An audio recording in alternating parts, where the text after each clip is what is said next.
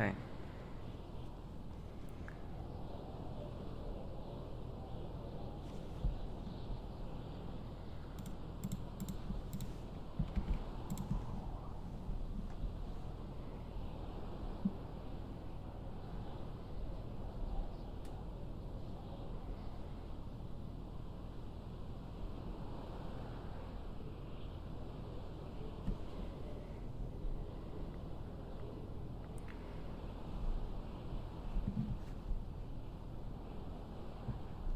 Okay.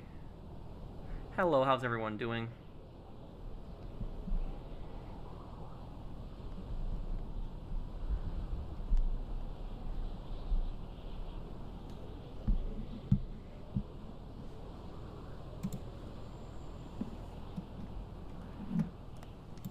Hey guys, how's everyone doing?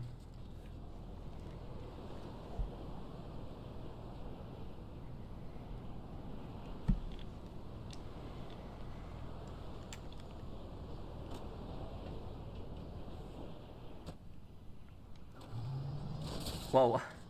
Huh. That was a... No, that didn't go well there. Sorry, Fernando.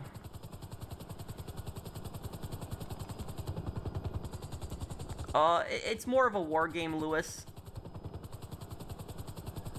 But you can... in Ace Combat,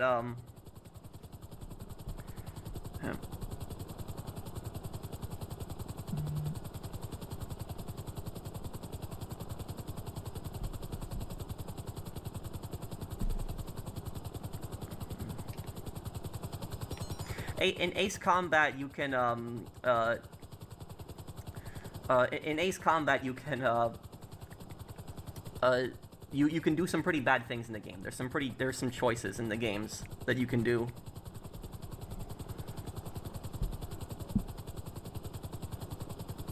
Hello, sir. It's a fine night. I think you are going to do Zero lore, but I'm curious. Are you going to do Stretch lore and Analysis, or somebody from Bully Universe? I'm going to do, Zero lore, and then I might do Stretch.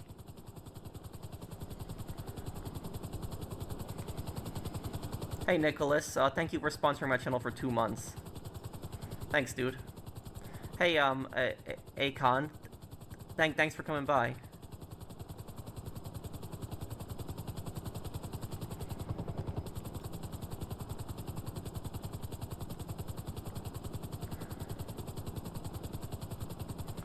It's possible GTA 6 might go on sale around Black Friday. How was the video of TGT? Oh, it was pretty good.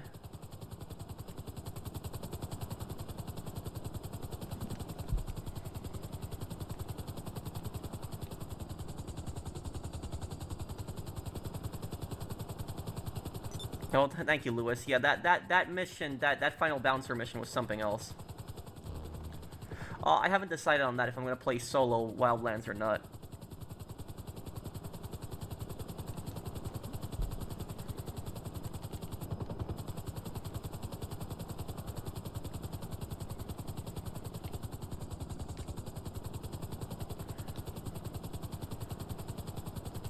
Okay, let me see here.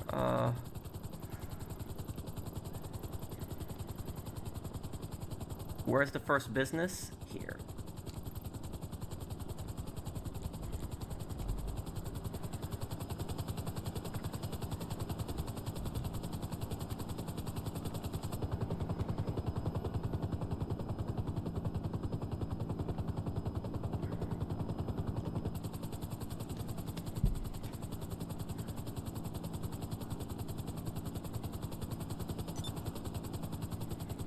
Can you say happy birthday to my friend Jaden Parker? Well, happy birthday to your friend Jaden Parker. Thank you, Lax, for the super chat. Hey, Pro, I've been a member for 3 months, and I have one question. Have you ever played the Nintendo games? I've played on the Nintendo GameCube, and I played on the Switch when I was a, or not the Switch, the Wii. I never played on the Switch, I played on the Wii. But these I played at friends' houses. However, though, the only Nintendo system I ever owned was the Game Boy. Game Boy, and then Game Boy Advance SP I owned. You're streaming way early? Yeah, I wanted to start pretty early today.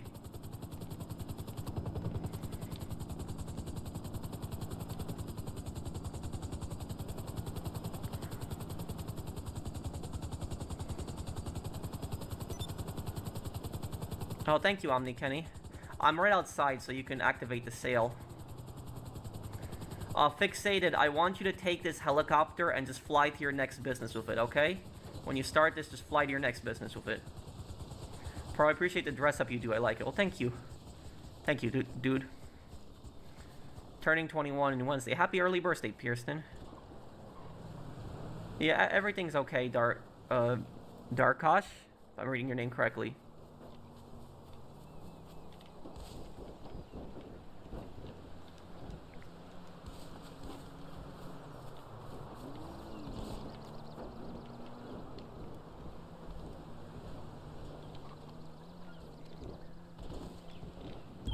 We need to...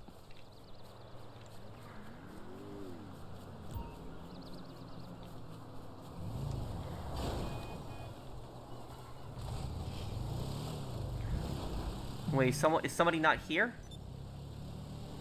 Okay,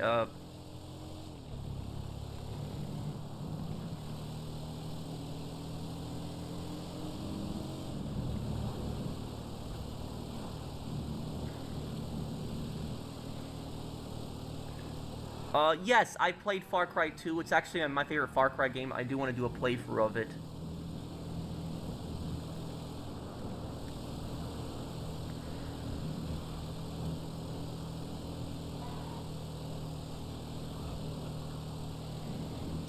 Do you think GTA 6 will have crossplay? Probably with Xbox. I don't know if PC. Though I'm not against having crossplay with PC, but I would like to see an option that you could turn it off. So, like, if you want to turn off crossplay with PC, you should be able to also. Not really, Aaron.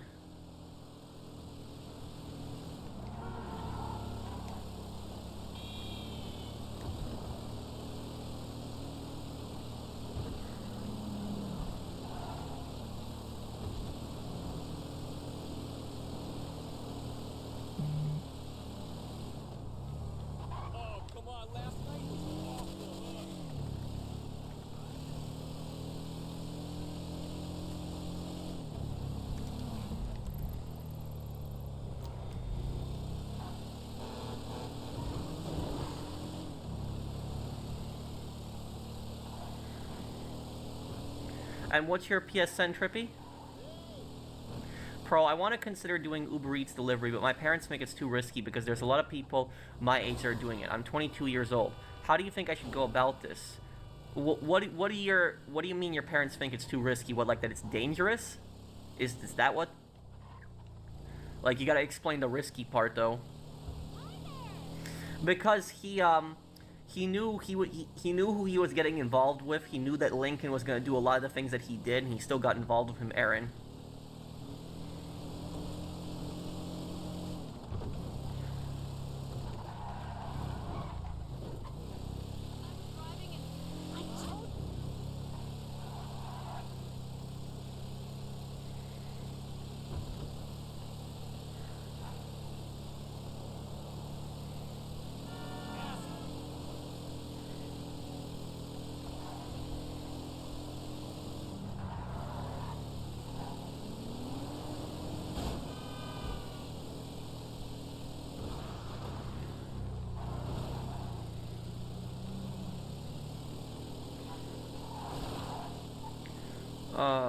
I watched the video from TGG. Oh, yeah.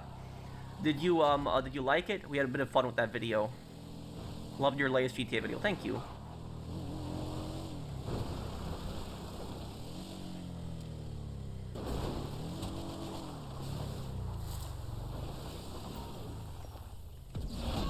You should buy all the cars the last week before GTA 6 comes out. What's spending all my money? Maybe we could do something like that.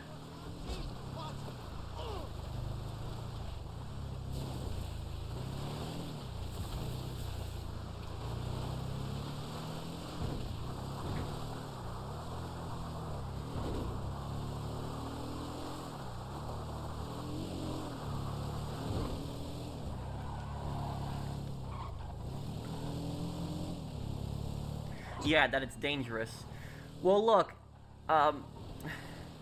here's what I will say, is every single job has risks. It does.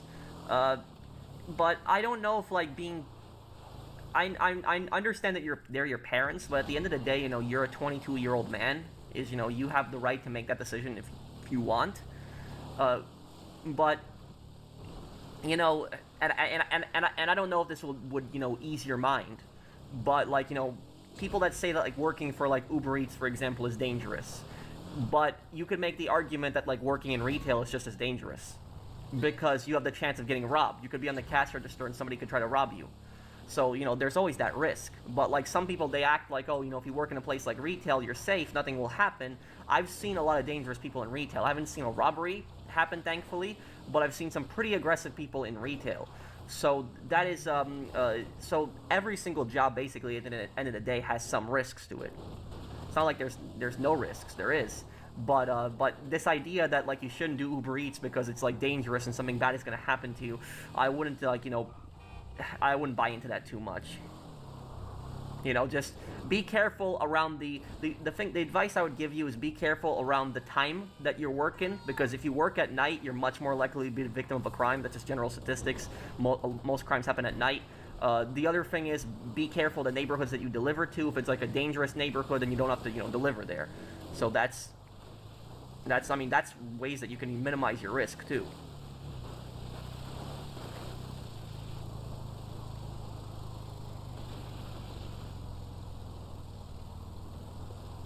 You almost got robbed at gunpoint in retail? I'm sorry, Lan, I'm sorry that you went through that.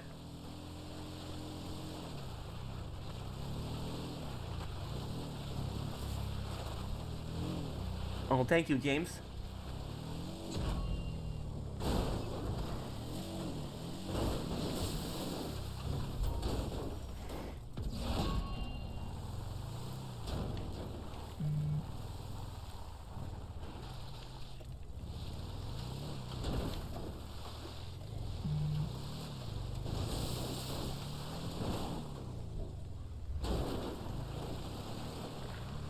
How's my day? My day was good. How was your day?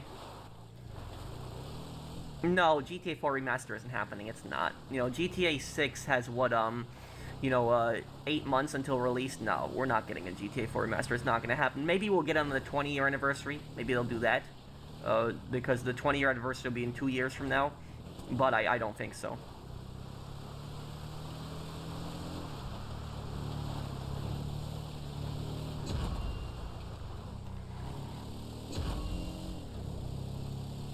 That will be tomorrow, Minion.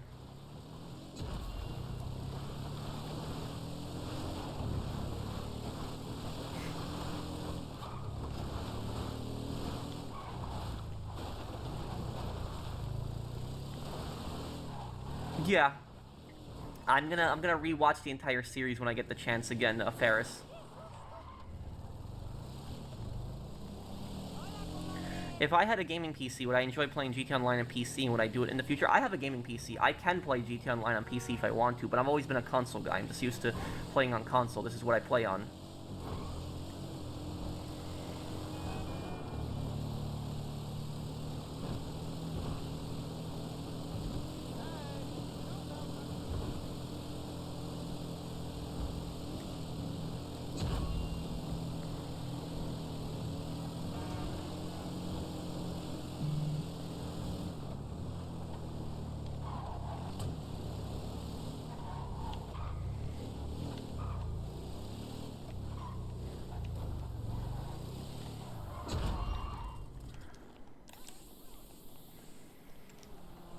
Have I ever played Resident Evil games? Yeah, some of them, but not a lot.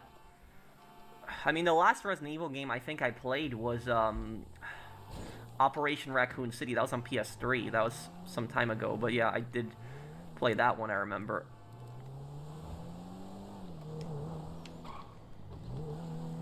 Will I play Wolverine? Possibly. When is it coming out? Hey JBK, how are you doing?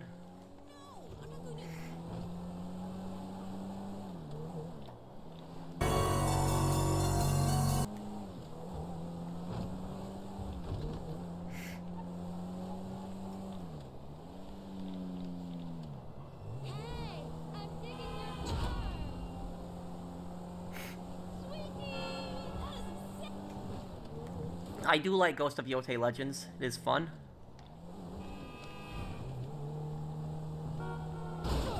Red Ben Clemson can be a nightmare to do. Yeah, very difficult bounty.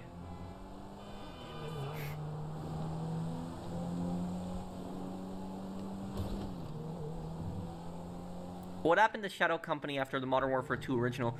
They never really answered it. I'm assuming they disbanded it afterwards, after General Shepard died.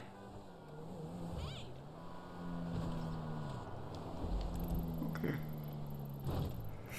I might as well just head up there then.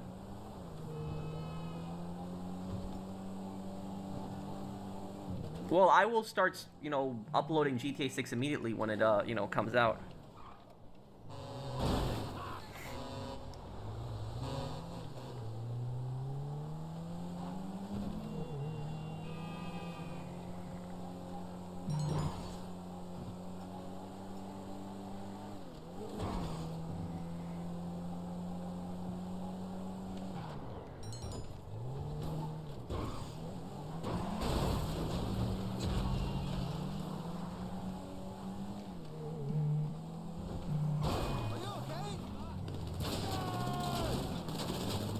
What are your thoughts on a Modern Warfare 2019 comeback? Huge Steam sales of the game, and it got to 50,000 last night on Steam charts. 7-year-old game is destroying Black Ops 7. Well, I'm not surprised by that. Black Ops 7 is just a terrible game.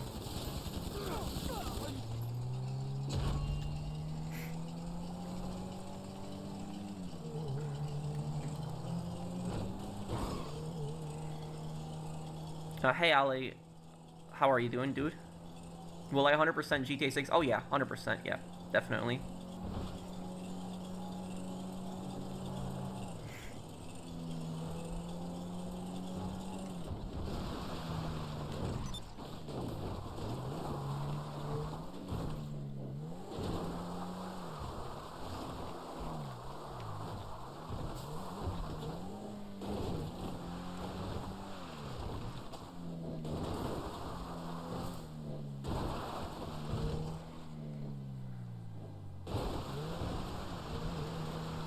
No, yeah, Modern Warfare, 4 is coming out this year. I wonder what that's gonna be like. I think they'll release it probably 1 month before. I think they're gonna release it 1 month before GTA 6. They'll probably release it in October.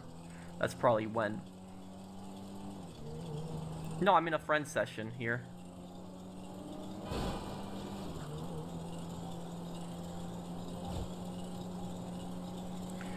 Hey, Pro, I have a question to ask you. Do you believe that serial killers are born or raised in a terrible environment? Well, virtually almost every single serial killer has some form of mental problem, some severe mental problems. But serial killers, they can grow up in abusive households, which is common. There's some kind of dysfunctional household. But, serial killers can also grow up in households where there isn't a dysfunction.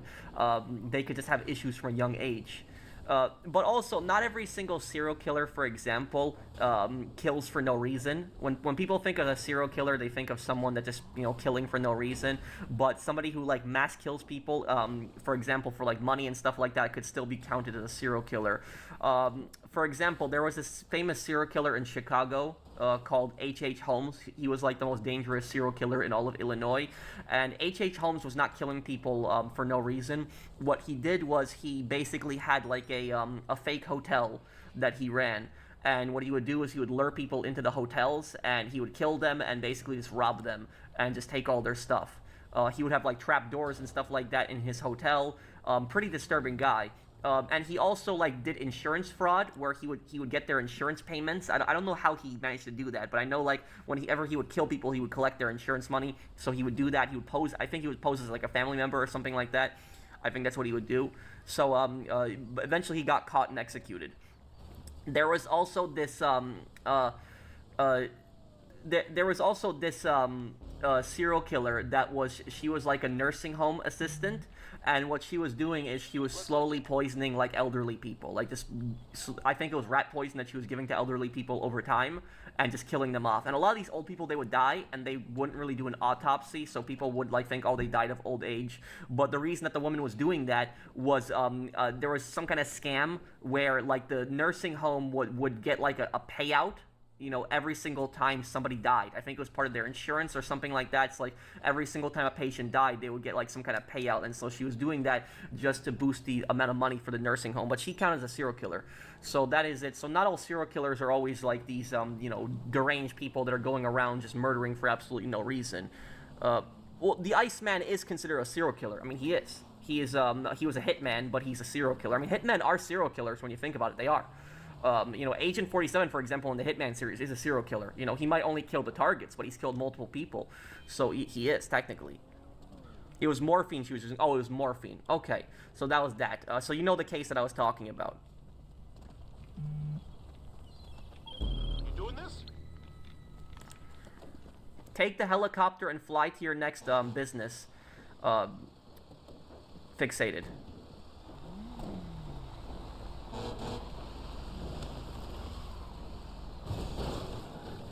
Why did Germany want to ban shotguns during World War I? Well, it was stupid.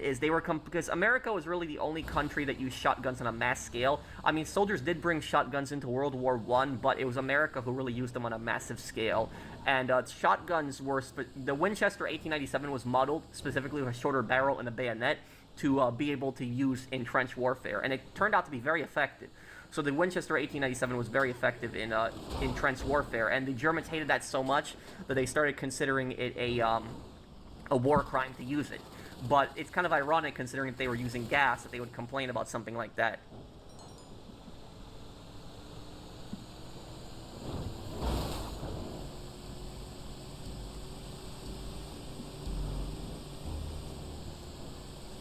Yeah, Iceman was a pretty disturbing person, Zach.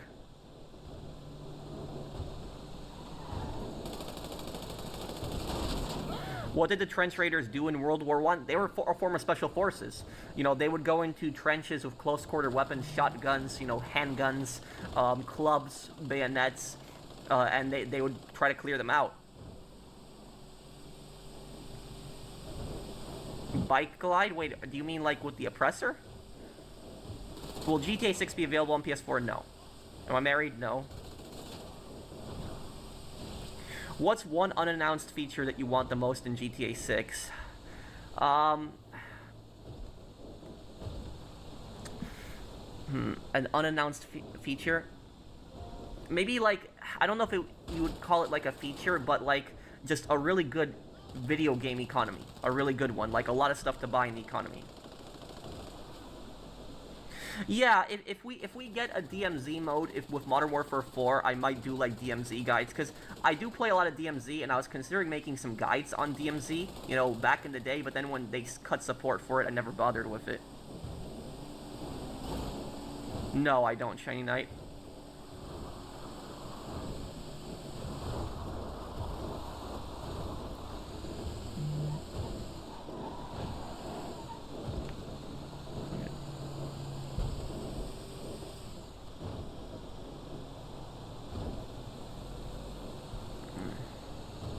How are you going to try to manage your GTA 6 content of your other playthroughs? Well, it's going to be difficult. I will do other games also, eventually, but like, when GTA 6 comes out for those first few months, we're going to be doing nothing but GTA 6, really.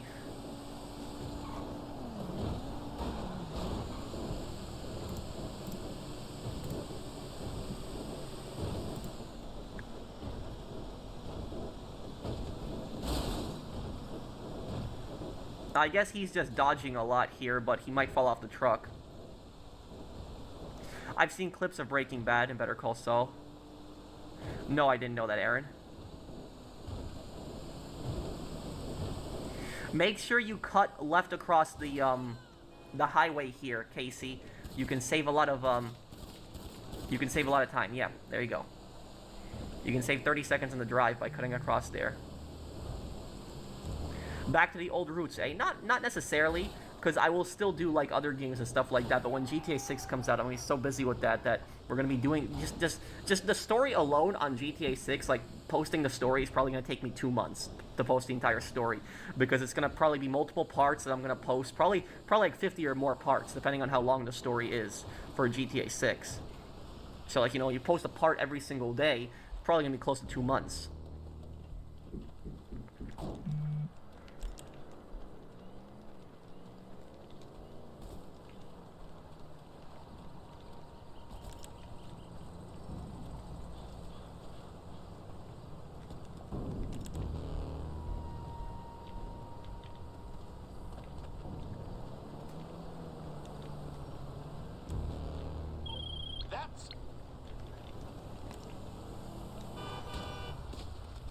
100% completion? Well, the 100% completion I'll probably save for live streams. Oh, jeez.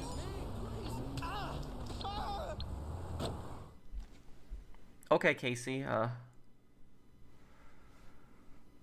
yeah, I saw Chuck Norris passed away. Yeah, Ace Combat Zero is gonna be a lot of fun. We're gonna be doing that on Tuesday.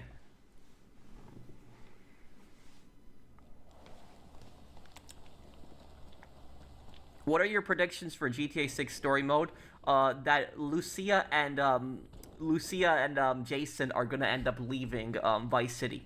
And the reason they're gonna end up leaving Vice City is because you're gonna need a reason to get across the map. That's the thing about that. I mean, think about GTA 5 for example. Like they did that story with Trevor kidnapping Patricia, and because of that, Michael had to leave town and go to Sandy Shores.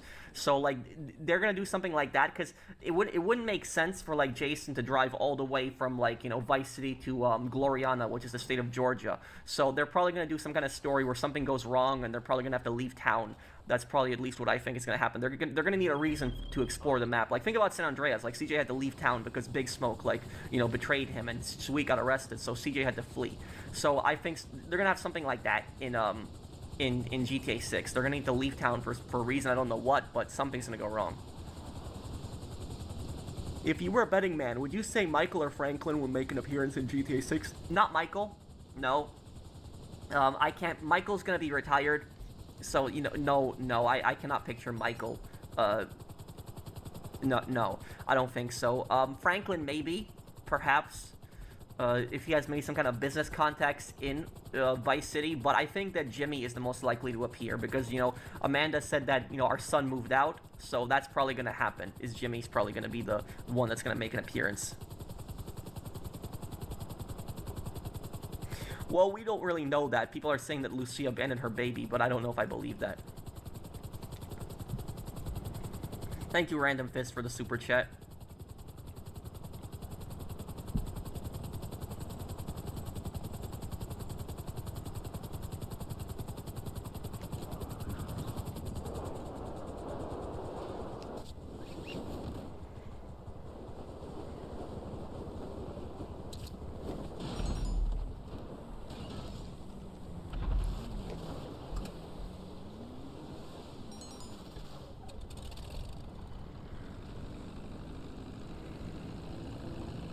I see him, Shiny Knight. Is vehicle cargo and the one crate method still okay? When you say one crate method, what are you talking about, like, to rank up? If you're talking about to rank up, it's good. Vehicle cargo, yeah, I mean, you can combine it with other things, but...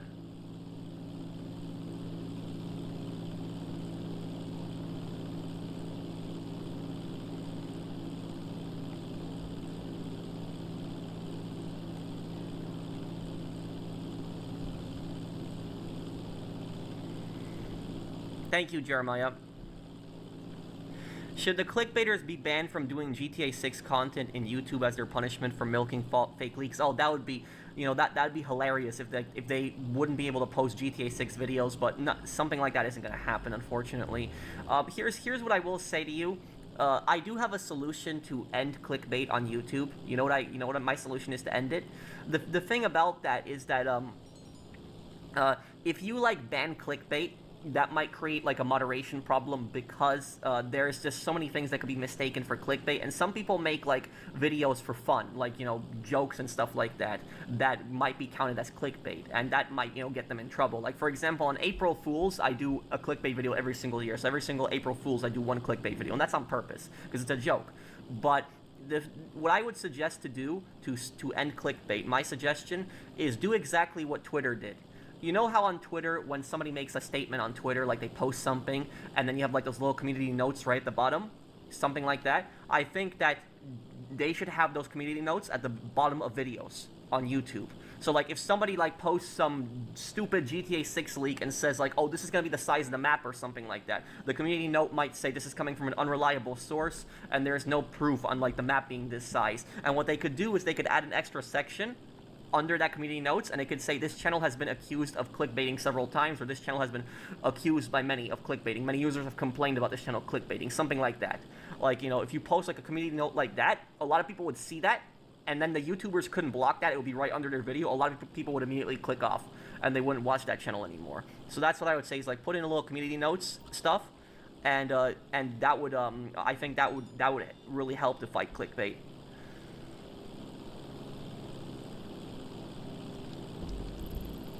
And that community notes feature that Twitter did is actually some of the best things that I've seen them do, because there's so many people that post misinformation on Twitter, and like you've seen so many people that get corrected by the community notes.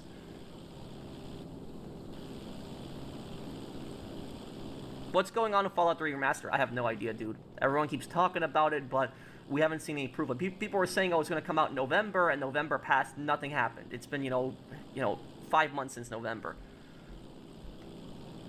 Can I give you a fun video idea? Sure, Mystical, what is it?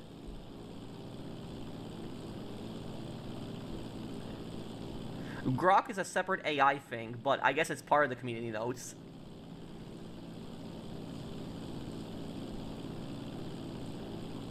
Oh yeah, the final bouncer mission was really annoying. Yeah.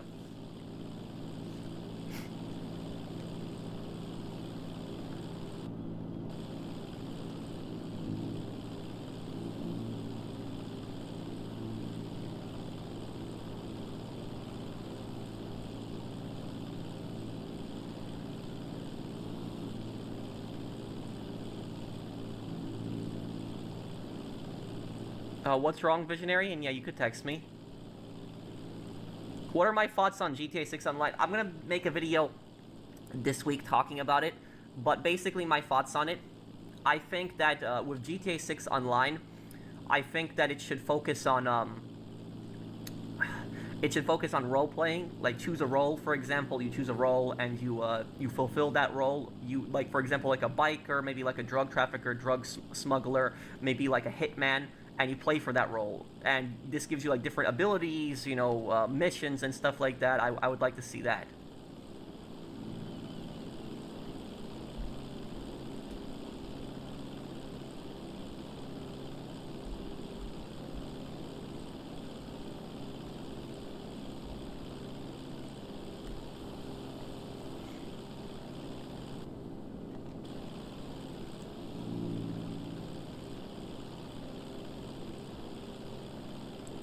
Pro, I'm aware of the dangers of Uber Eats, and I've told my parents that, Pro. I told them I still want to do the job, but they are saying I'm not listening to them, and I'm just ignoring everything they say. Well, look, no disrespect to your parents, but you're 22 years old, and if you want to work for Uber Eats, you can do that. So, you know, your parents can criticize that all they want, but you're not a child anymore, you're an adult. So you have the freedom to make that decision if you want.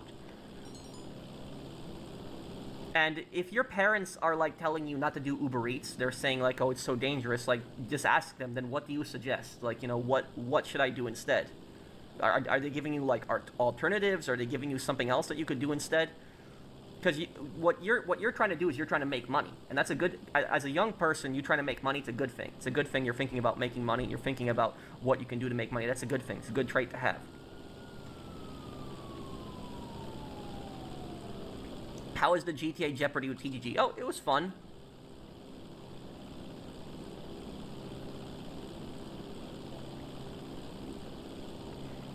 Well, thank you, Mr. Master Boy. Thank you, dude.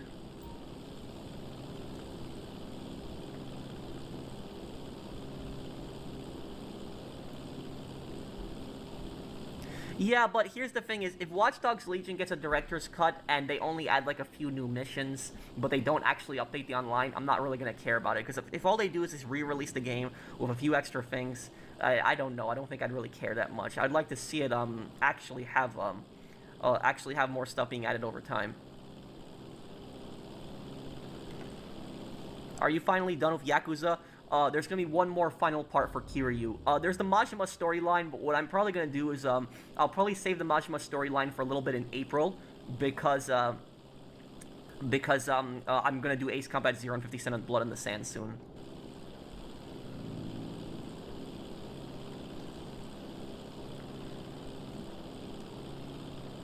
What's the possibility of GTA 6 getting delayed? Almost zero. It's not going to happen. It's coming out this year. This November, it's coming out. You better believe it. It's coming out this time. Are my comments appearing? Yeah, I see your comments, JBK. Do you think GTA 6 will have a military base? Oh, of course. It's Florida. There's a lot of air bases in Florida, so yeah, they're going to have it.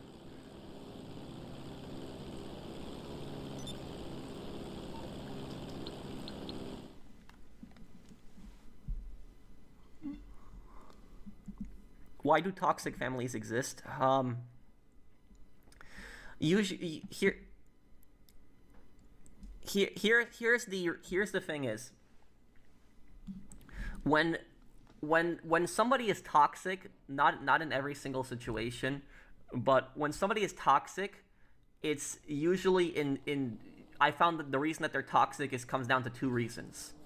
The first reason is either A, they have some of their own personal issues, and they like to take it out on everyone else, and because of that, they just have a negative attitude. Like, there was somebody I knew like that, who had, like, his own personal issues, and would just constantly take it out on everyone, and would always snap at everyone and give everyone an attitude, because he was, had some personal problems going on. And that's fine, you have your personal problems going on, I'm sad for you, but it's not an excuse to take it out on everyone else.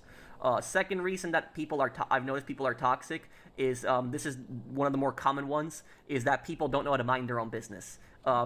People that are usually toxic have some kind of superiority complex to them, where they think that they're better and smarter and just overall better than other people, and so they feel the need to interfere in other people's lives. They don't know how to mind their own business. Narcissists, basically. So you have people like that. So that's usually the two reasons I see that people are toxic, is either they have their own personal issues going on, and they decide to take it out on everyone else, or they just don't know how to mind their own business and like getting involved in other people's affairs.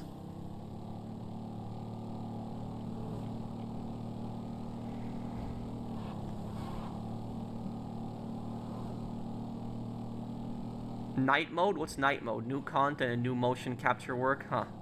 But are they going to update the online for the Watch Dogs Director's Cut?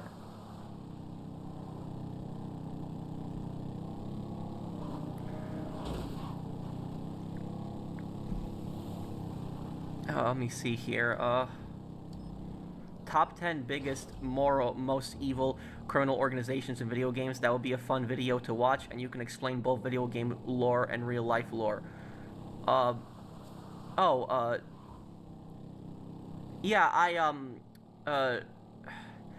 Maybe top 10 biggest, most evil criminal organizations in video games. I want to do my video eventually, a top 10 most evil criminals in crime games. If a YouTuber you're collaborating with has drama going on, do you avoid them? No. I mean, it depends on the situation. Here's the thing is, there are YouTubers that I know that have been involved in drama, and my perspective on this is whenever there's drama, I just stay completely out of it. I don't take sides. I just try to stay out of that stuff. So I don't talk on anything publicly. I just don't get involved in that. I'm not a drama channel. I don't like doing that, so I just stay away from that. Let me see here. Professional, will you ever watch Narcos to see the history of Pablo Escobar? Yeah, I might watch that TV show one day.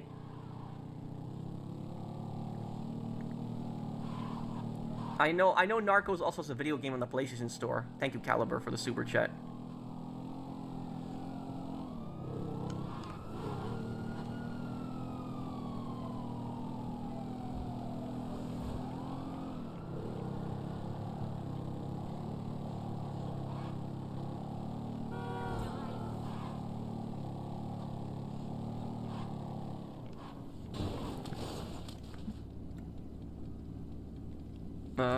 You look like you could use a pork bun. I remember that and watched in Sleeping Dogs.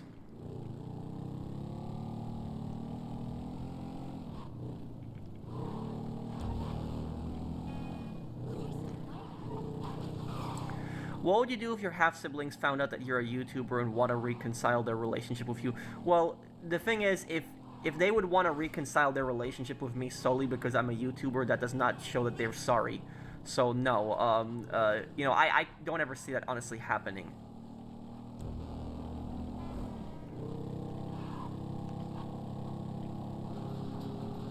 Were you a fan of Chuck Norris? Yeah, when I was a kid, I watched Walker, Texas Ranger. I also watched the Delta Force movies that he did in the 1980s. I did watch some of those. I remember I remember there was this one Chuck Norris movie that I watched. I forget the name of it. Somebody might remember the movie name, but he in the movie he plays as like he's like some American special forces guy in Vietnam. So he's like some Vietnam veteran that's like special forces, and like the U.S. ends up evacuating from Vietnam, and his wife, who's Vietnamese, she ends up staying in Vietnam, and then he goes to Vietnam to try to save her, and he like gets captured by the North Vietnamese. I forget the name of the movie, but I saw that movie like a year and a half ago. It was recommended to me in a YouTube video, and I watched it, but there was that one too.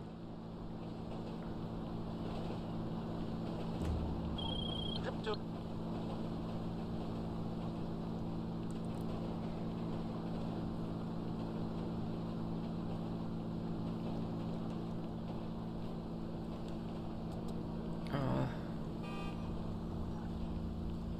Mierda!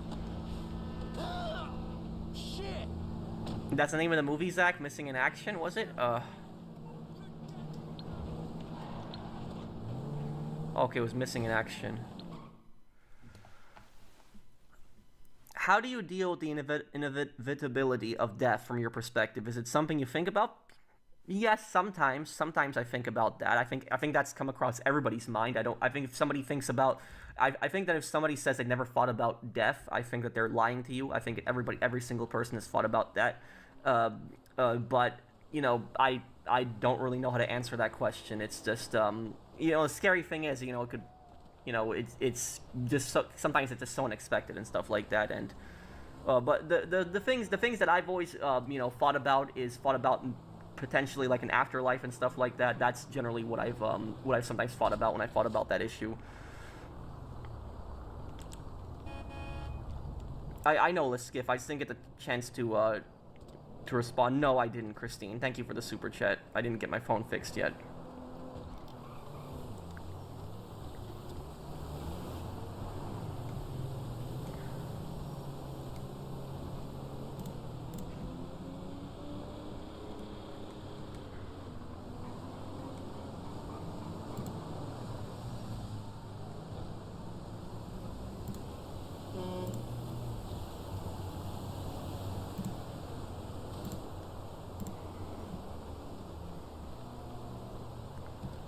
Okay.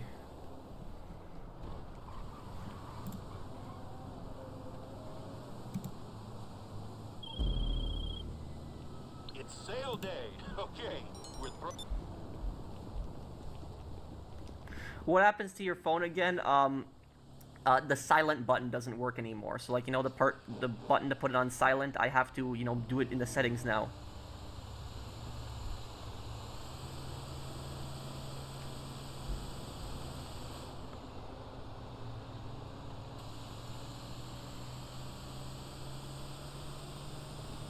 Was Truman's containment a better way to combat communism? Yeah, I mean, Truman did a lot of good as president. I do think you know, if you were to ask me who I think America's most underrated president would be, it would probably be Truman. You know, Truman was generally a great president, and what I like about Truman is he was really the first American president to basically put his foot down and said no more to the Soviets. So that's what I like about Truman, because the problem with Roosevelt, which Roosevelt was Truman's predecessor, Roosevelt sucked up to Stalin way too much. He just gave in to Stalin's demands way too much, and Truman put his foot down and said no more of this. Also, the really funny thing about Truman is that Truman was not when Truman was pissed, he would not use formal language at all. So he was not a very formal person. Is when Truman was pissed off at somebody, he would curse them out if he was pissed off at someone. Now, Truman actually cursed out the Soviet foreign minister. It caused a diplomatic incident. But I will tell you this: when Truman cursed out the Soviet foreign minister Molotov, he 100% deserved that. So everything that Truman said to him, he 100% deserved that. Everything. So that was I remember that was a diplomatic incident that happened. That was like in the late 40s when that happened. But that was but everything that Truman pretty much said was true in that. Depends on how you view him when he fired MacArthur. Well, the thing about that is MacArthur kind of deserved to get fired, because MacArthur was gonna basically stop, gonna cause nuclear devastation around the world. Now look, MacArthur was a really good general in World War II, and he also had MacArthur's greatest accomplishment. MacArthur's greatest accomplishment was rebuilding Japan. That was his greatest accomplishment. It wasn't even a victory. It was actually rebuilding Japan, because MacArthur is responsible for modern-day democracy in Japan. Modern-day democracy in Japan exists because of MacArthur. MacArthur was responsible for that system. And MacArthur did not punish the Japanese. He didn't do reprisals against them. He didn't have American troops, go and massacre, civilians. So he did a lot of good in rebuilding Japan. There's a reason that the Japanese have a very positive view of MacArthur, because he did a lot of good in rebuilding Japan. But when it came to the Korean War, when MacArthur was in the Korean War, he did good at the start of the war, and he drove the North Koreans out of South Korea. He did a really good job with that, and he even took Pyongyang, which was the capital of North Korea. But the problem here is that he overestimated China, because China started threatening America and told America that if you get too close to our border, we're going to attack you. And MacArthur basically told Truman, oh, it's a bluff, the Chinese aren't going to attack, it's nonsense. And he pushed the North Koreans all the way back to the Chinese border. And the North Korean government fled to China at that time. Now, then the Chinese sent 2 million soldiers over. They sent 2 million soldiers and just overran the U.S. and pushed the U.S. completely out of North Korea. And then they tried to take Seoul again. And so the South Korean capital of Seoul, that city, it was like 5 times it was like taken in the Korean War. It was like the North Koreans took it at the start of the war. Then the U.S. took it back, and then what happened was then the Chinese invaded, and they took it back, and then the U.S. took it back again. So, like, that city changed sides so many times. But the reason that MacArthur deserved to get fired is because Truman had met with MacArthur on Wake Island. He called an emergency meeting with him, and he told, he asked MacArthur, what the hell is going on? What are we going to do about this? We're at war with China right now. And you know what MacArthur's solution was? MacArthur's solution is, let's just drop nuclear bombs all over China. That was his solution. Let's just drop nukes all over China, and that'll knock China out of the war. And Truman was basically like, are you crazy? This is gonna, kill millions of people, and this is gonna be a global catastrophe. Now look, China was the aggressor in that war. They were the ones who started the war with America, so it wasn't really America's fault. It was more China's fault. But you can't just drop, nuclear bombs all over Chinese cities. You can't do stuff like that. And that was what MacArthur did. MacArthur wanted to do that. He said, let's drop nukes all over China. And Truman's like, no, we're not going to do that. And that's why Truman fired MacArthur, because MacArthur wasn't listening to him. It was ignoring his orders. And the president is the commander-in-chief. If the president gives you an order, regardless of whether you agree with it or not, you're supposed to follow it. And so MacArthur wasn't listening to that. So in the end, yes, Truman was justified in firing him. I do think he was right in firing MacArthur, because MacArthur had gone, way too far with that. Who's Truman? He was the president of America after World War II. I think Truman was the most porous president. Yes, that is true. Truman was not only that, Truman is the only president in American history that never went to college. A lot of people don't know that. So people always say, if you don't go to college, you can never be like president of the United States. Well, look at Truman. Truman became president of the United States, and he never went to college, and he won an election too. He won an election on, he was vice president, and then he became president after Roosevelt died, but then he ended up winning an election. And one of the reasons that he actually won the election was because he didn't go to college. Because a lot of Americans felt that he sympathized with them. Like, a lot of Americans felt, a connection to him, basically, because of that. So he had this more connection with, working class people in the countryside, like rural people. And that's why, everyone generally liked him, from the rural, from the cities. So he was he was a soldier. That was it. He was a soldier. He fought in World War I. That is true. 4 times. So yeah, I said it was 5 times, but Seoul got captured 4 times. What did Truman say to the Soviet foreign minister? All about that. So the Truman had cursed out the Soviet foreign minister. You can Google this. Truman curses out Soviet foreign minister. It's pretty funny. But about that is that the reason that Truman cursed the Soviet foreign minister out is because Stalin constantly kept making excuses for every single deal that he was breaking. And when Stalin would constantly break deals, Roosevelt was silent on that. Roosevelt would never really confront him on that. But when Truman met with Molotov, who was the Soviet foreign minister, you got to remember, Molotov was a scumbag. Molotov was the same guy who had met with Johann von Ribbentrop, who was the Nazi foreign minister. They signed the Soviet-Nazi non-aggression pact. So that deal that Nazi Germany had in the Soviet Union to divide up Poland, Molotov was that guy who signed that with Nazi Germany. So it was the same foreign minister, same Soviet foreign minister. So after World War II, This is like I think a year or two after the conflict. He had met with Truman, and Truman basically cursed him out. Just a lot of f-bombs, a lot of things saying to him. I don't remember exactly what he said to him, but the reason that Truman was so angry was because Stalin had basically taken over Eastern Europe. He took over Poland, he took over Czechoslovakia, he took over Romania, and Hungary. And basically what Stalin was doing is he was putting in communist governments into these countries. He was not allowing fair, free elections. He was just rigging the elections and just putting communist parties in power. And he had the opposition arrested. Like in Poland, for example, he had the entire Polish opposition arrested. All of the opposition to the communists were arrested.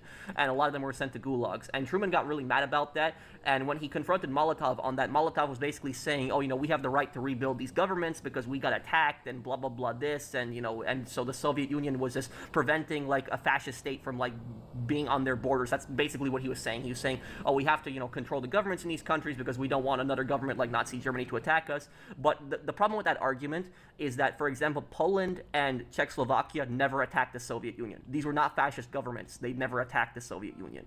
And so you could make the argument that Romania and Hungary were part of, the attack on the Soviet Union because they were part, they helped Germany. But Poland and Czechoslovakia definitely weren't. And so that argument that the Soviet Union needed to change their governments because they're worried about a potential fascist government, that doesn't work for, like, countries like Poland and Czechoslovakia. It's a nonsense argument. It was an argument used to try to justify taking over Eastern Europe.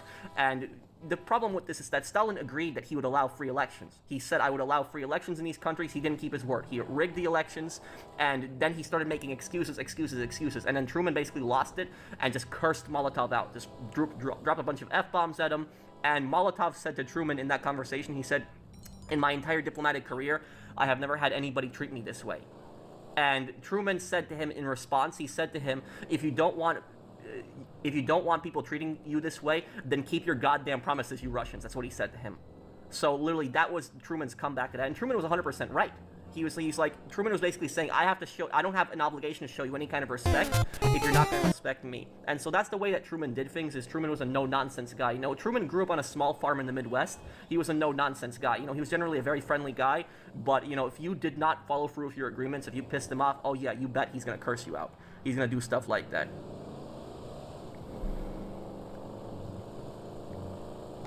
How evil was the Finnish general Mannerheim? Mannerheim, the leader of Finland. Well, Finland was really the only country that was, I guess, allied with the Axis. Finland technically was not a pure Axis country. It was more of a co-belligerent. The difference between an ally and a co-belligerent is that an ally is somebody that you have a treaty with, you have a pact with, and you agree to work together. A co-belligerent is just somebody that might just jump in when you have similar goals. So that's it. So Finland was never completely an Axis country. Yes, it did fight on the same side as the Axis, but it's not entirely an Axis country, because if you look at it from Finland's perspective, for example, Finland had been invaded by the Soviet Union in 1939 in the Winter War, and Finland had lost the territory of Karelia. They had lost thousands of civilians. The Soviets had shelled their cities. Helsinki had gotten bombed by Soviet, bomber squadrons several times. So they lost thousands of people in that war. And then the Soviet Union annexed a huge part of their territory. When Nazi Germany invaded the Soviet Union, Finland basically got pissed, and Finland did their own invasion at the same time. And what they did was they invaded into the northern parts of the Soviet Union, like right around the territory where the Finnish border is. And the Finns never, I don't believe the Finns helped the Nazis in the siege of Leningrad. I don't think they were involved in that. So like the Nazis were actually complaining that the Finns weren't pushing further. They were telling the Finns to keep pushing further and further, but the Finns didn't want to. The Finns only wanted their land back that the Soviets had basically taken from them. So I wouldn't say that it's really fair to say that Finland was like a fascist country, or that it was like an Axis country. It did fight on the same side as Germany, but you have to understand that the country that was right next door to them, the Soviets had invaded their country and had basically stolen their land and killed so many of their people, and so Finland wanted their land back. Now, about General Mannerheim, Mannerheim was the guy that was in charge of the Finnish army. Finland was not a dictatorship. Finland was the only country in the Axis that was not a dictatorship. That's the thing is. So that's what people don't know, is that like every single country that was on the side of the Axis was a dictatorship. Every single one. Romania, Hungary, Germany, Japan, Italy. But Finland was the only country that was actually a democracy that was allied with the Axis. But about Mannerheim, I don't know every single thing that he did. But he's not this evil person that he's not this pure evil person that some people might think of him as. Like, I know a lot of Finns, for example, they see him as a national hero today. So I don't know everything he did. I can't speak on that, but a lot of Finns see him as a hero for basically defending their country.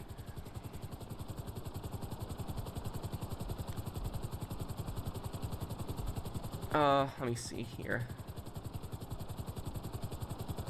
Pro, I got a 2% raise at work, and I feel infuriating. Well, I'm sorry, sure that sucks.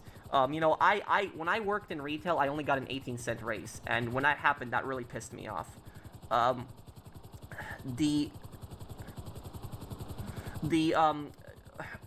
Here's what I would tell you. My advice to you on that is to look for another job at this point. No, I'm not saying to quit right away, but just look. It never hurts to look for another job, right? Even when you're working, just look, see what rates are in your area, like for different jobs that are available. Just look online for them. And what I would also say about that is that make sure you read what your job description is at your official job description, and never do more than what your job description tells you to do. Because that's the problem, is that a lot of times people they do more than what their job description tells them to do, and I think that's wrong. I don't think people should be doing that, because here's the thing: is there's this common belief in America when it comes to the workplace. I guess it's part of American culture, where a lot of times Americans believe that if you work like very, very hard at your job, that you're going to get like a raise and you're going to get recognized and all this other stuff. And sure, that might happen at some places, but the reality is that a lot of places, when you work really hard and you go above and beyond, you're not going to get rewarded extra for that. You know what you're going to get? You're going to get rewarded with more work. That's what you're going to get, is more work at that point. And so what I would say to you, my advice to you, is they only gave you a 2% raise, so there's no reason to go above and beyond for these people. If these people only gave you a 2% raise, I'm not saying to slack off or be lazy or anything like that, but if you were going above it, because it seems to me like you were going above and beyond for this company already, because you seemed really pissed. So it seems like you were working really hard for this company. So I would just say all the extra things that you were doing, don't do them anymore. Make sure you know what your job description is. And if your boss complains about it, make sure you know what your job description is, and you just tell your boss, this was not part of my job description. And if your boss complains further, just say, well, you know, you gave me a 2% raise, so I'm only following my job description from now on. That's what I'm doing. So I will tell you, there was this older woman that I worked with, and I remember she had a food truck, and she also worked part-time in retail. And I remember this woman was like in her 60s. She's probably in her 70s by now. But she gave me like a really good advice. And this advice, I never forgot about that. And she said to me, my father always said to me that if you pay somebody $10 an hour, you're going to get $10 worth of work in an hour. That's what she said. And her point isn't to be lazy. It's not to, to slack off. But if this company is going to pay you crap wages, there's no reason to go above and beyond for these people. And that's what I never understood about these companies, is these companies pay people a little bit above minimum wage, and then they expect like 5-star service. They expect like absolute best world-class service. I never understood that. I never understood how a company can pay somebody a little bit above minimum wage, and yet they expect like 5-star perfect service. I'm like, what is the incentive there? What is it? There really isn't much incentive.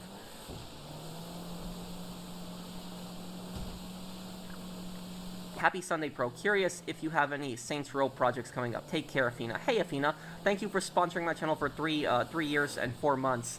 Not at the moment, no. There is a few Saints Row lore videos that I want to do. I want to do the Akuji lore video. That one I want to do before, and I want to also do the Vice Kings lore video. That I plan on doing all of these before GTA 6 comes out, so probably during the summer.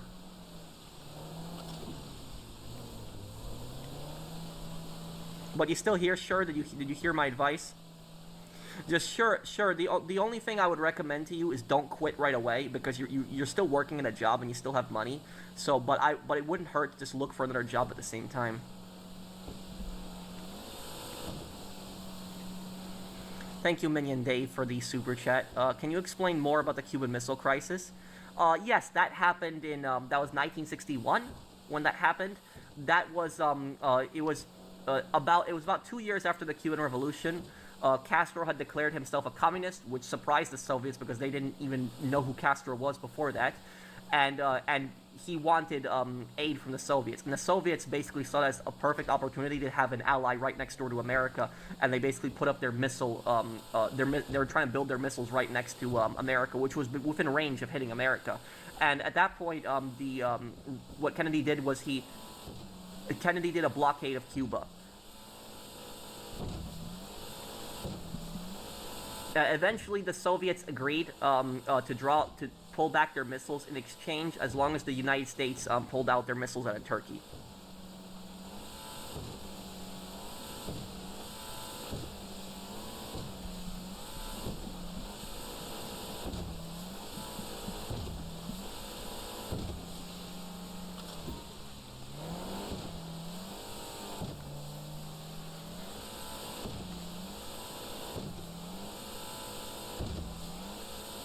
Why Germany didn't invade Switzerland? For a number of reasons. Germany actually did drop a plan to invade Switzerland.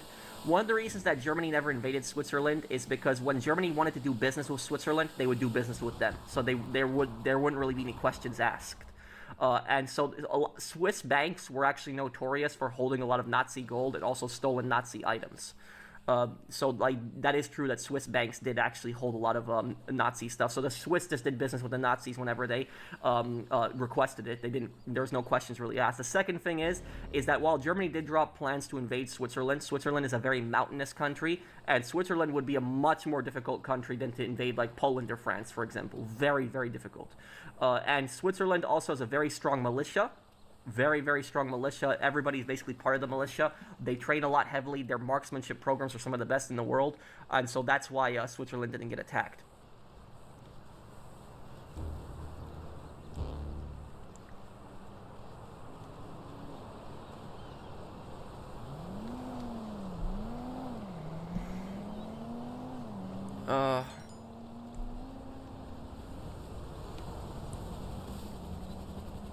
Have you ever had people bugging you to share controversial political opinions in a stream or in the comments of a video, and how would you respond to that to minimize backlash? Thank you, Painful Hearts. I'm assuming you're asking this because you've probably dealt with this on your channel, I'm assuming. But look, I'll answer the super chats in a moment. So Carboy and Realist, I'll answer your super chats in a moment. Thank you guys for them. But to answer your question, yes, people bring politics a lot of times into my chats. It happens a lot. And for the most part, I don't answer it. For the most part, I try to stay out of it. So people can generally ask me any kind of question. They can ask me about my personal life. They can ask me about history. History I'm really good at explaining. But the only thing I really don't answer is I don't answer political questions. So there's really two questions that I'll never answer, and those two questions are stupid questions and political questions. So really those two questions I'll never answer. If I see somebody posting like a question that's intentionally to be stupid, I'm not going to really answer it. But if I see political questions, usually I just say that I'm not getting involved in politics. But the problem with this is that even when you don't get involved in politics, you will have a crowd of people that get angry at you. So even if you stay completely out of it, you will still have people that get pissed off at you and they will rage at you. I've had this happen. The best example that I can give you is with the Israel-Palestine conflict. I have had so many people over like the last 2.5 years that have basically just asked me like, what do I think of the Israel-Palestine conflict? Like I'm here distributing GTA Online and people will just come in and ask me these random questions like, what do you think of Israel and Palestine? Like, do you support Israel? Do you support Palestine? Like constantly just asking me this, and I just stay out of it. I say this is not my conflict. I'm not involved in this. I always say that I don't want my country, America, involved in this conflict too. So I'm against all these interventions. I don't support even involving in the Iran war. I'm not, for that either. So I said one time there was a guy who gave me like a $10 donation, and he basically, asked me like, do you support Israel or do you support Palestine? And I said to him that I don't support either. I don't support Palestine and I don't support Israel. So I'm just completely neutral in this. I want, peace. I don't want any war, and I want people to stop killing each other. That was my perspective. I said I'm on the side of peace, so I don't support either one. I don't support sending money to either country. I don't support sending money to Palestine. I don't support sending money to Israel. So I don't support sending money to, either of these countries. I just want the war to end. But apparently when I said that, that guy went off, and that guy got so mad he gave me another $10 donation, and he's like, I expected better from you, professional. And he's like, by not supporting, by saying that you don't have an opinion, you are saying that you have an opinion or taking a side. So his wording was like, he was saying that that by not taking a side, you are taking a side. That's basically what he was accusing me of, and he was accusing me of supporting genocide, which that was just absolutely ridiculous. I literally said I don't support Israel or Palestine, and he accused me of supporting genocide. So that's it. Is that sometimes you just have to learn to deal with it with these people, because you cannot win with some people. Is that even if you are completely neutral in something, is you're not taking a side in it, people will expect you to take a side, and they'll get pissed off at you for just not taking a side. So that's one of the things is that sometimes there's really nothing you can do about it.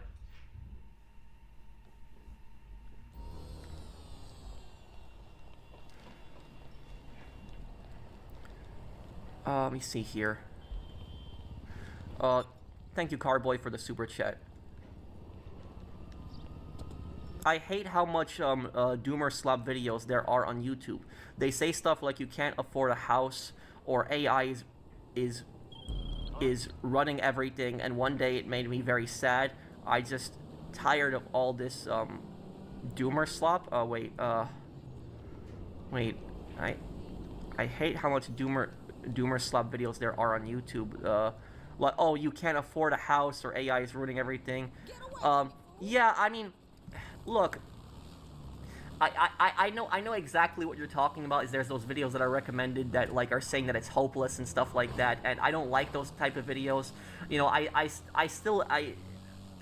wouldn't say that I have given up on the American dream. I think that, you know, it is harder than what our parents went through. That is true. So our parents had it easier than us. That is true. Like, things are more expensive for us. That part is true. But I do still believe that, you know, if you work hard, you know, you can achieve what you want to achieve. And I think that sometimes people are just really negative in that. And I will say this is, like, you know, I used to have that attitude too. Like, you know, I worked in retail for 6 years. I was not happy. I went to college. I still wasn't happy. I didn't know what I was gonna do. I thought that I was gonna be a failure in life. I did think that at one point. I did think I was gonna be a failure in life, but my YouTube channel just started growing, and I started getting good at this. People like coming to my videos. They like listening to me talk, and this just grew, and it got bigger over time. And I can't really picture myself doing anything else. Like, YouTube, this is what I'm good at. This is what I do. So I can't really picture myself in any other job field. So I think that every single person has some kind of talent inside of them. And I think that once they figure out that talent, and they figure out, you know, what they have that's good, I think that anyone can really succeed when they push themselves. Let me see here.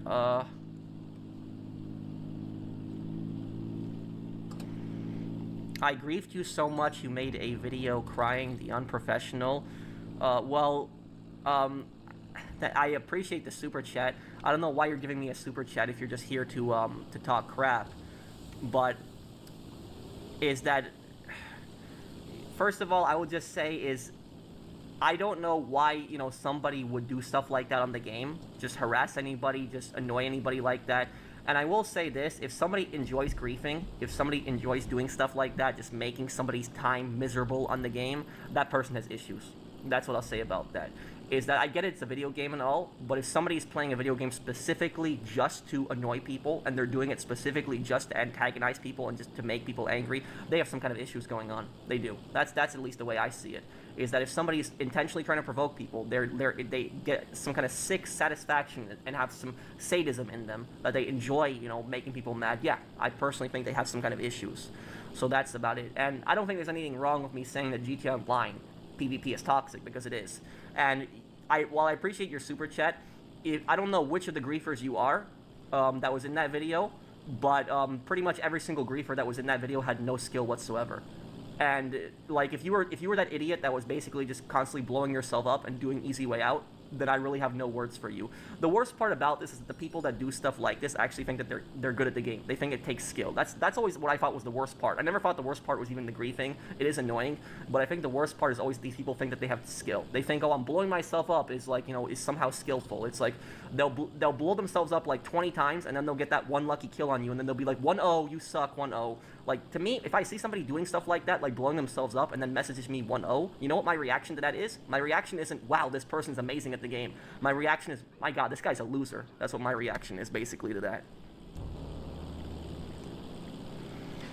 Thank you, Orbex, thank you for the super chat also. And honestly, anybody who keeps blowing themselves up on GTA Online, it's honestly just pathetic. It is. It's just complete pathetic. I don't know any other game where people do stuff like this. Like, I don't know any other PvP game where people blow themselves up to avoid dying. And in any other game, if people do this, they laugh at you. Any other game. If I was playing Call of Duty and I started blowing myself up to avoid getting killed by other players, everybody would laugh at me. Everybody would think I suck at the game. But in GTA, it's like that one game where it's acceptable.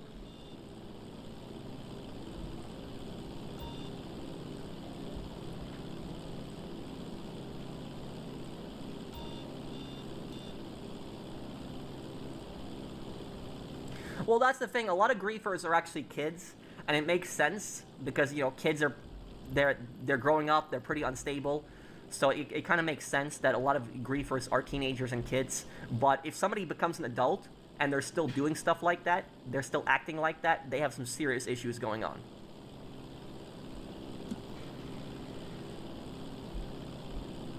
What about questions related to playing different games? I answer them all the time, Zach. Congratulations on 1 billion. Thank you.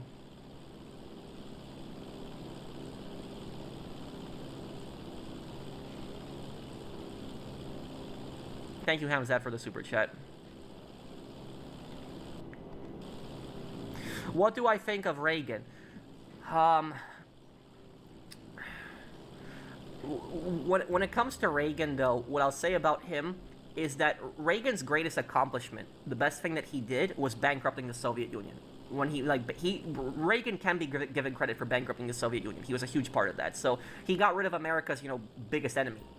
So that is probably his biggest accomplishment, is knocking out America's biggest enemies. Definitely an accomplishment that somebody can be proud of.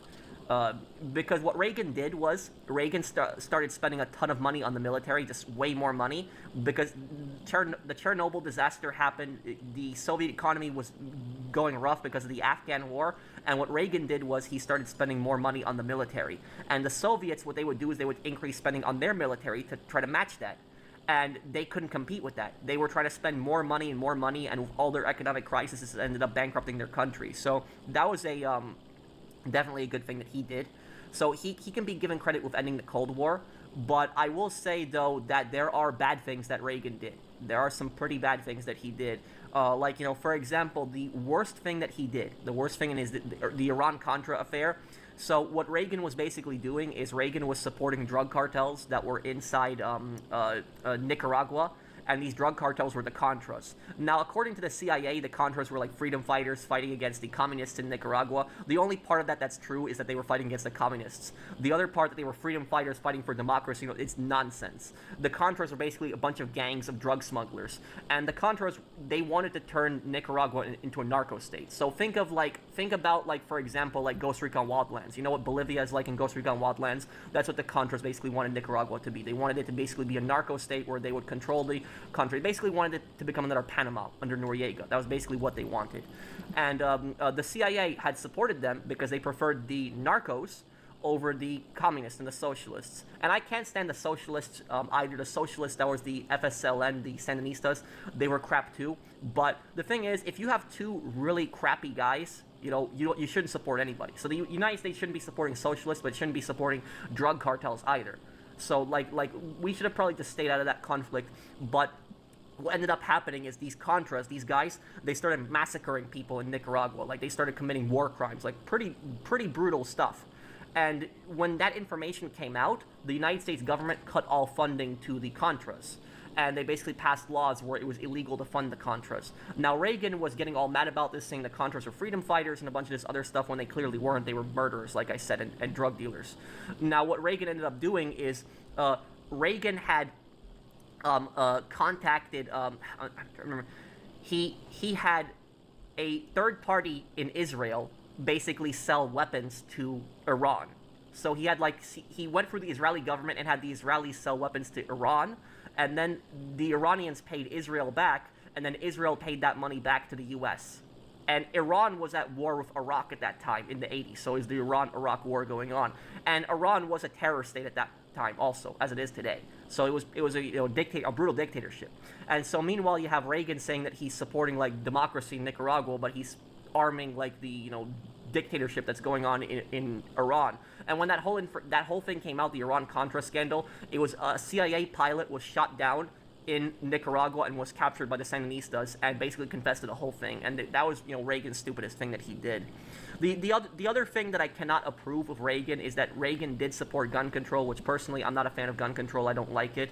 I'm a pretty big pro-2A person, so I don't like that Reagan was not a pro-gun person, and Reagan had tried to put in gun control legislation, so that was my other problem with him. So that's what I would say. He gets credit for trying to end the Cold War and bankrupt the Soviet Union, but what he did with Nicaragua, that was just a complete mess, and people died because of that. It was a disaster. Let me see here. Hey Professional, when is your next video coming out? Also, enjoying your videos, and I can't wait for you to play new games this year. Thank you. I'll have my next video coming out tomorrow. It'll be the final sub-stories for Yakuza. That will be tomorrow. Thank you, Mitchell, for the super chat. And we're going to be doing Ace Combat 0 soon, and also 50 Cent Blood in the Sand.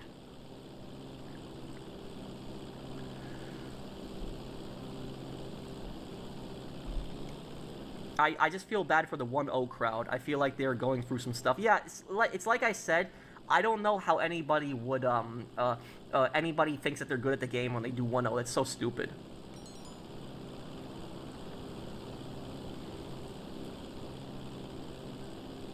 Oh, did somebody not take a plane? Oh, I have to get the other plane. Let me go and get it. Hey Pat, I'm working on my casino preps. I got 2 left. After I'm done with my preps, will you do it at the end of the stream? Yeah, if you invite me at the end of the stream, I can help you, Brandon. Thank you for the super chat. Yes, I'm getting the last plane. I'm going to get it. I didn't realize that no one else got the other plane.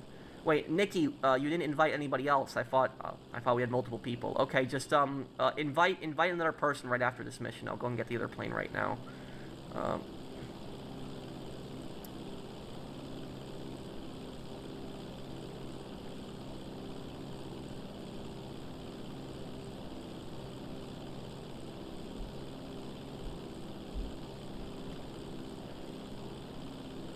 Ace Combat will be a lot of fun when we do it.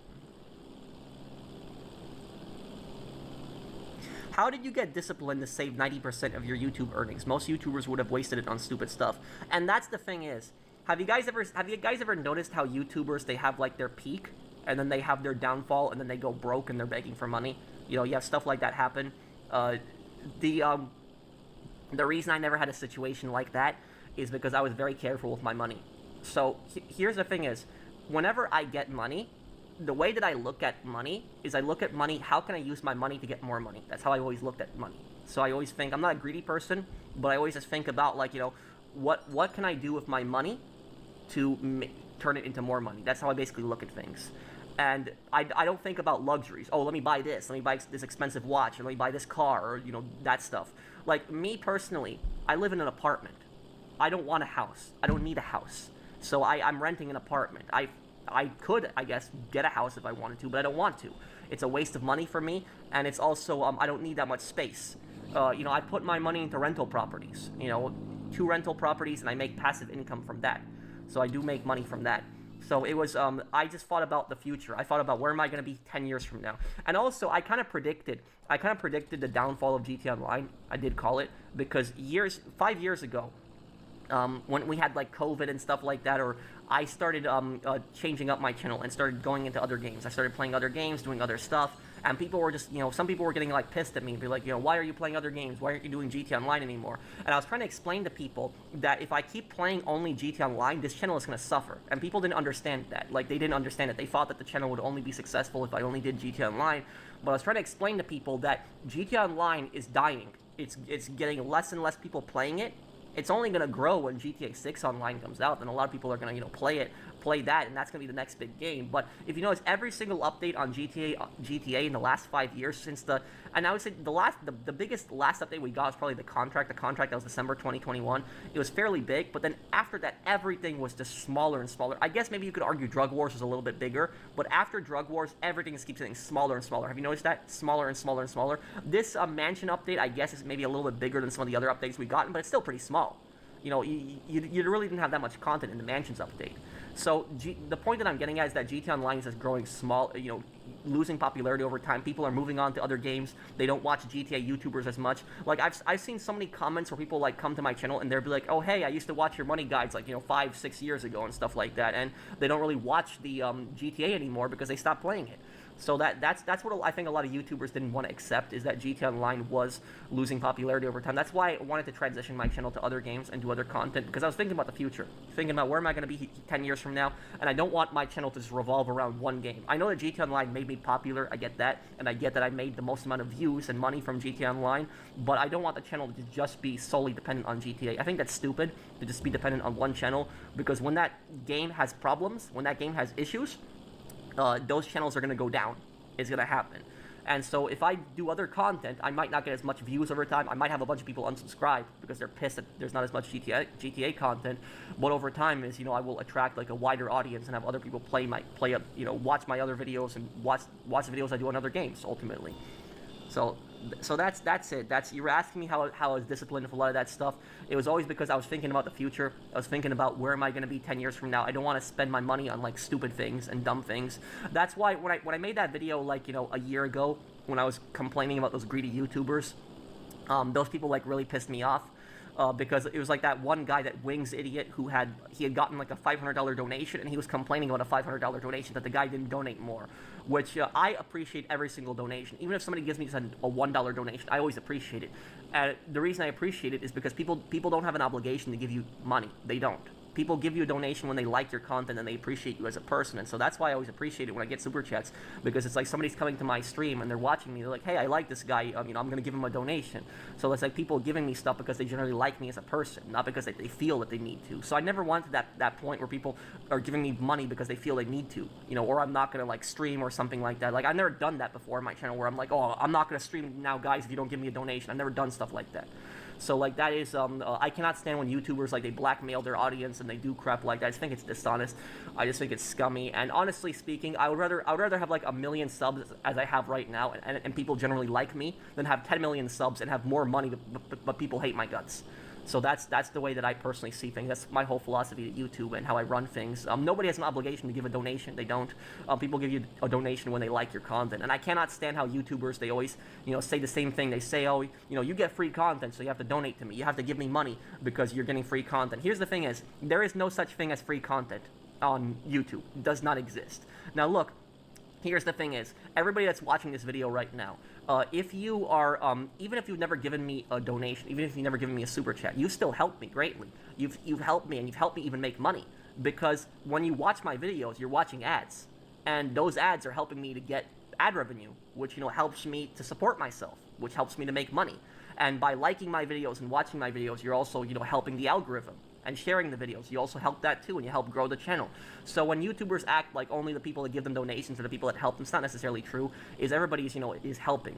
And so it would only be free content, if there's no ads. So if there's no ads, nobody's doing ads, then it would be complete. Then I guess you could argue it's free content. But if somebody's putting free ads in a video, you can't say it's free content, because maybe you're not physically paying for something, but you're still watching ads, and that YouTuber's making money from that. So that's what a lot of these greedy YouTubers, I don't think they fully understand that. Let me see here. Holy, trying Ace Combat, it's one of the best franchises out there. Been watching your content for years, always a pleasure. Thank you, Yellowbird YT. Yeah, we're gonna have a lot of fun playing Ace Combat Zero. Thank you, it'll be a lot of fun, it'll be really enjoyable. We're going to be doing that on Tuesday. Do you think we'll get... thank you, Yellowbird, for that super chat. I really appreciate it, man. Do you think we'll get something in April for GTA 6? Possibly. But I think it'd probably be more like May, June. Probably when we get something. Probably around there.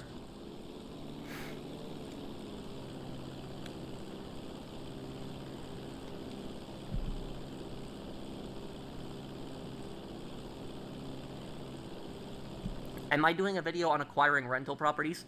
Eventually, yeah, I do want to do that, talking about it. I have some great advice that I think I could give in a video like that. Like, I have some ideas. I don't know when I'll do that, but, I will, I think I still need a little bit more experience to make that video, but I will eventually post that video. I do promise that. Just fact checking. Well, thank you, Doctor. Fact checking what though? But thank you for the super chat. They wanted a fixed income like a salary. Well, the thing is that YouTubers need to understand YouTube money is very unstable. It is because I can have some months where I'm doing really good, and I can have some months where I'm not doing so good. I'm always doing, I would say, good, but there are some months I'm not doing good. Like, you know, like last April, like April last year, I had basically lost, I think it was like 3,000 subscribers in a month, and I did not gain those subscribers back. So I was like negative 3,000 subscribers the whole month. So that happens. You know, stuff like that happens where, you know, there are some months where you do good, some months you don't do as good. That just happens. That's what YouTubers need to accept, and they need to understand that. But I cannot stand the greediness of some of these channels out there personally. And I will tell you, these stupid YouTubers that always complain about money, they always complain, oh, you know, I can't afford this, I can't afford that, you guys gotta donate to me and stuff like that, you guys gotta give me this. What these guys are not thinking about is they're not thinking about the financial stability of their viewers. They're not thinking about that. It's only all about me. It's all about me. That's why I think a lot of these guys are narcissists. They think about themselves. Oh, you guys gotta donate to me. You guys gotta give me money. Blah blah blah. This. I gotta pay bills here. But what about the bills of your viewers? What about what your viewers are going through? They don't think about that. They don't think about what they're going through. That does piss me off. That does annoy me. You know, stuff like that. But it's And I will tell you that these YouTubers, there was that one YouTuber that I complained about, I remember like a year ago, and the guy that's constantly like guilt-tripping his audience into donating to him. Like, it was just disgusting, the amount he guilt-trips his audience. That guy who guilt-trips his audience, that guy, I said in the video, I was like, you know, what are you, what did you spend the money on? What did you spend the money on exactly? Because the thing is, if those YouTubers took the money that they made, and they invested that money properly, like they invested that money in the right things, they could eventually develop a good living for themselves. So I took my money that I made from my YouTube channel and I put that into rental properties. And I make money from my rental properties now. And that helps me get extra money so I don't have to be as dependent on YouTube. So I don't understand why these YouTubers couldn't just take their money. I'm not saying to necessarily buy rental properties, but there's so many other things that you could do with your money. You could put it in investments, you could put it into stocks, you could put it into a high-yield savings account, you could put it into a CD. There's so many things that you could do with your money to help you generate more money over time and help you create an extra side income. But they don't do that. You know why? Because these YouTubers, the thing that they do is they say, oh, let me buy this new car. Let me buy this new car. Let me impress my girlfriend. Let me buy, you know, Rolex watches. Let me go clubbing every single night. Let me go partying. Let me go order the most expensive champagne. And before they know it, these guys are completely out of money. I don't go to clubs. I don't do that stuff. I don't buy expensive cars. I'm driving a car from 2013. You know, I buy a new phone every single 5 years so that I don't spend my money like an idiot. These YouTubers, they do this stupid crap and then they complain to their audience that they're broke and they want more money. And about this crap that just happened here, this is a glitch. This is a glitch that happens with the Pounder truck. This is a rare glitch where the business will just get destroyed. So there's nothing that he could have done here. This is just a stupid glitch that happens. This glitch is just ridiculous. You know, stuff like this. This needs to be fixed. Yeah, it's a glitch, Casey. There's nothing anyone can do about it. It just happens. That just happens sometimes with the business.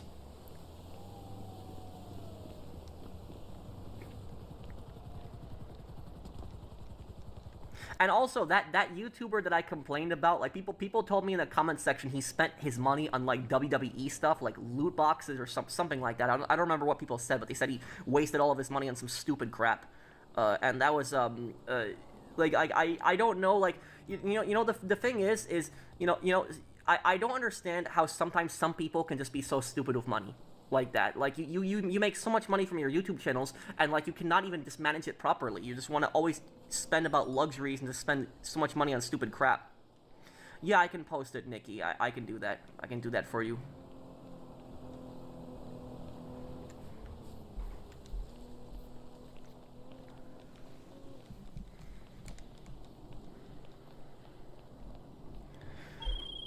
After all, Let me see. You're so kind, like Butters from South Park. The issue is these kids don't know what it means to put in effort for money, so they grieve. Oh, well, thank you, TI 8493. Thanks, man, for the super chat. You think Rockstar will be the richest in the world after GTA 6? No, they're not going to be the richest company in the world, but they'll definitely be one of the richest video game developers ever out there. Take-Two Interactive is going to make... I think Take-Two Interactive will make billions from this. The sales from GTA 6 and also the microtransactions they make over the top... They'll make a ton of money from it.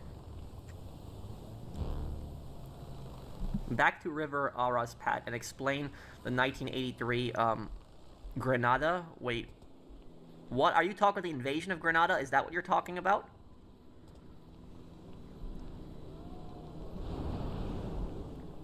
Just joking. I wanted to know if you really appreciate the $1 donations. Thanks for the videos, Pro. Thank you, Dr. Factor. Thanks for the super chat, man. And what kind of currency is that? Huff? I don't think I've seen that currency before. What country is that from? How come you don't use the original oppressor anymore? I was thinking about buying it. Is that a bad idea? I used to use the original oppressor a lot back in the day, like 2019, 2020. I used to do it a lot on streams just to get around. The reason that I stopped using those vehicles, and like, if you notice, I drive a motorcycle around, because I like motorcycles more than cars in this game. So, but the reason I don't use, like, the oppressors is because I basically made a pledge to myself that I was not going to use these futuristic vehicles ever again. And I pretty much kept that pledge. I have not gotten on an oppressor or any of that stuff in, like, 5 years. I have not done it, ever. So, like, I haven't done it in years. I haven't gotten on it. The only time I think I've ever gotten on an oppressor in, like, the last 5 years was when I was recording a video, and I was trying to record something about the oppressor specifically. But, like, if you look at my streams, in, like, these streams that I've done, and you look at the streams in, like, the last, 4 or 5 years, almost never get on an oppressor. I haven't. I can't remember the last time I did it. So, like, the reason I stopped using the oppressor and all that other stuff is because it's, I personally think that it destroys the immersion, and I'm going to be talking about this when I have my video talking about GTA 6 Online and how I think Rockstar can make it fun and less grindy. I'm going to have that video up later this week, coming up, but what I'm basically getting at, my point here, is that the worst part about the oppressors for me, the worst part about them, it's not even and I want to thank you also for the super chat, Clutch. The worst part about the oppressors, it's not the griefing. I know the griefing is really annoying with the Oppressor Mark II, but that's not the main reason that it pisses me off. The griefing is probably the number 2 reason it pisses me off. The number 1 reason the Oppressor pisses me off is because I just feel it has no place in a game like GTA Online. I don't think it should be in a game like GTA Online. I don't think it should exist in a game like GTA Online. I don't think it should be here at all. It ruins the immersion of the game and completely destroys any kind of immersion that you have in the game. Because think about it, if you have this one vehicle that you can do everything with, you can get across the map, you can get in the air with it, you can, blow people up with it. If you have this one vehicle that you can do everything with, there's no point to using any other vehicle. And that's basically what's happened, is that there are people that play GTA Online, and they cannot play it without the Oppressor Mark II. Like, they are so dependent on that thing, that's the only thing they will use. They will not use, like, any other vehicle. And I think that's destroying GTA Online. I think that's hurt GTA Online. Because, like, what's the point of using a helicopter when you can just use the Oppressor? What's the point of using a plane when you can use the Oppressor? What's the point of using a motorcycle driving on the highway if you can just fly over it with an Oppressor? What's the point of, going in there and shooting the enemies when you can just blow them all up with an Oppressor? You get my point here, is that the Oppressor basically just ruined the immersion in GTA, is because there's no point to using really any other vehicle, and so that's why I don't use it. I know that by not using the Oppressor I make the game harder for myself, but I'm fine with that. I like that, because at least I have to go and do things. I'm not reliant on some stupid vehicle that I'm spawning and constantly using that to blow everything up. So that's the way I think it should be. Like, I'll give you a perfect example. Like, a lot of times, like, my favorite gang of all time in the entire GTA series is the Lost MCs. That's my favorite gang in GTA. A lot of people think my favorite gang is Grove Street, but Grove Street is one of my top 5 favorite gangs, but it's not my favorite gang. My favorite gang was always Lost MC. Second was probably Leone's, and then third one was probably Grove Street. Anyways, about it is that I really like the Lost MC so much. And one of the things I like doing on GTA Online is I like role-playing as a biker gang. So, like, me and my friends would dress up in, like, biker gang outfits, and we would drive around in, like, old motorcycles and just do motorcycle club missions together, like contracts. And we did that for the role-play. We did that for the immersion. But then when you have something like an Oppressor just jump out of nowhere, like, imagine you're a biker gang and you're just driving on the highway, and then you have that Oppressor just come out of nowhere and just blow you up. That ruins the immersion. It just makes no sense. It's just sort of place. Like, it should not be there. I'm fine with the military vehicles. I'm not necessarily against, like, the jets and the tanks and stuff like that, but I don't want something like a futuristic bike just flying around. It's just stupid. I don't think it has any place in GTA. And I will tell you, this same thing has killed Saints Row. This exact same thing. Because Saints Row the 3rd was like this. Saints Row the Third, I think, is where Saints Row went downhill. I think that's where it was the beginning and the end for Saints Row. Because while Saints Row the Third wasn't the worst, most terrible game out there, it had some fun moments. It was the crazy non-stop action and all the futuristic stuff. It took it away from Saints Row. Saints Row was always a game where, you know, you play as the Saints and you take over the city and you eliminate the other gangs. That's what it was always about. But they changed that and they started doing this. They combined it all into one gang, the Syndicate, instead of making it 3 separate gangs. And they combined it into one big story instead of making it 3 separate storylines. And then what they did was they basically created a futuristic police force of flying motorcycles. Yes, that's what it was STAG in Saints Row, and that destroyed Saints Row, and that's why I hated when that happened in GT Online, because I felt like GT Online was going downhill like Saints Row, like it was the exact same thing. And so here's the thing is, when I play a game like GTA, when I play a game like Saints Row, you know why I play these games? The reason I play these games, it's not because I like grinding businesses, it's not because I necessarily like the open world, it's because I like playing as a gangster. Gangster games are my favorite games. Those are my favorite games out there. So gangster games are always the games that I have enjoyed the most. They were always my favorite games out there. I like playing as a criminal, that's it. I'm not a fan of crime, I don't like crime, but I like gangster games. I like playing as a criminal. They're my favorite. Everybody has a favorite genre of games, and my favorite genre are crime games, gangster games. And so that's why I play GTA, because I like playing as a criminal in games. But when I have stupid crap like The Oppressor, that takes away from that immersion. I don't feel like I'm playing a crime game anymore. I don't feel like I'm playing a gangster game. I feel like I'm playing some ridiculous, like, you know, futuristic nonsense, like what happened to Saints Row. That's basically what I think about it. So that's my whole perspective on it. That's why I really don't use it. I know that was kind of a long answer to your question there, Clutch. You can buy the Oppressor if you want. It's not necessarily a bad vehicle to use on missions. It'll help you around, but I'm just explaining to you why I don't like it personally and why I don't use it myself. That's at least my reasoning for it. Damien reacted to Redemption 500 Rand video. Oh, recently? Was that? Thank you, Bork, for the super chat. I mean, do you guys agree with what I'm saying, that the Oppressor destroyed the immersion of GTA? It's Hungarian foreign. Oh, Hungarian. Oh, okay. Max Payne, this club makes me sick. All I need is a real drink to get away from the electronic music and the robotic people. Max Payne 3, he says that in the club. I remember that one. Thank you for sponsoring my channel for almost a year, Isaiah. You don't own an Oppressor? No, I do. I own both Oppressors. I just never use them.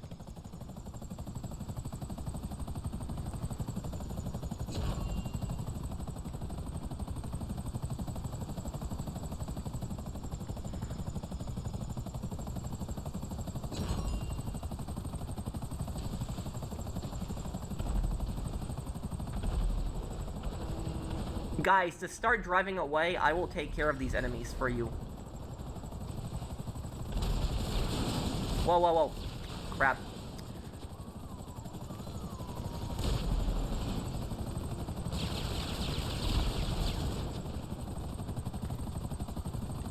Okay, yeah, we can do it near the end, Brandon, for the heist.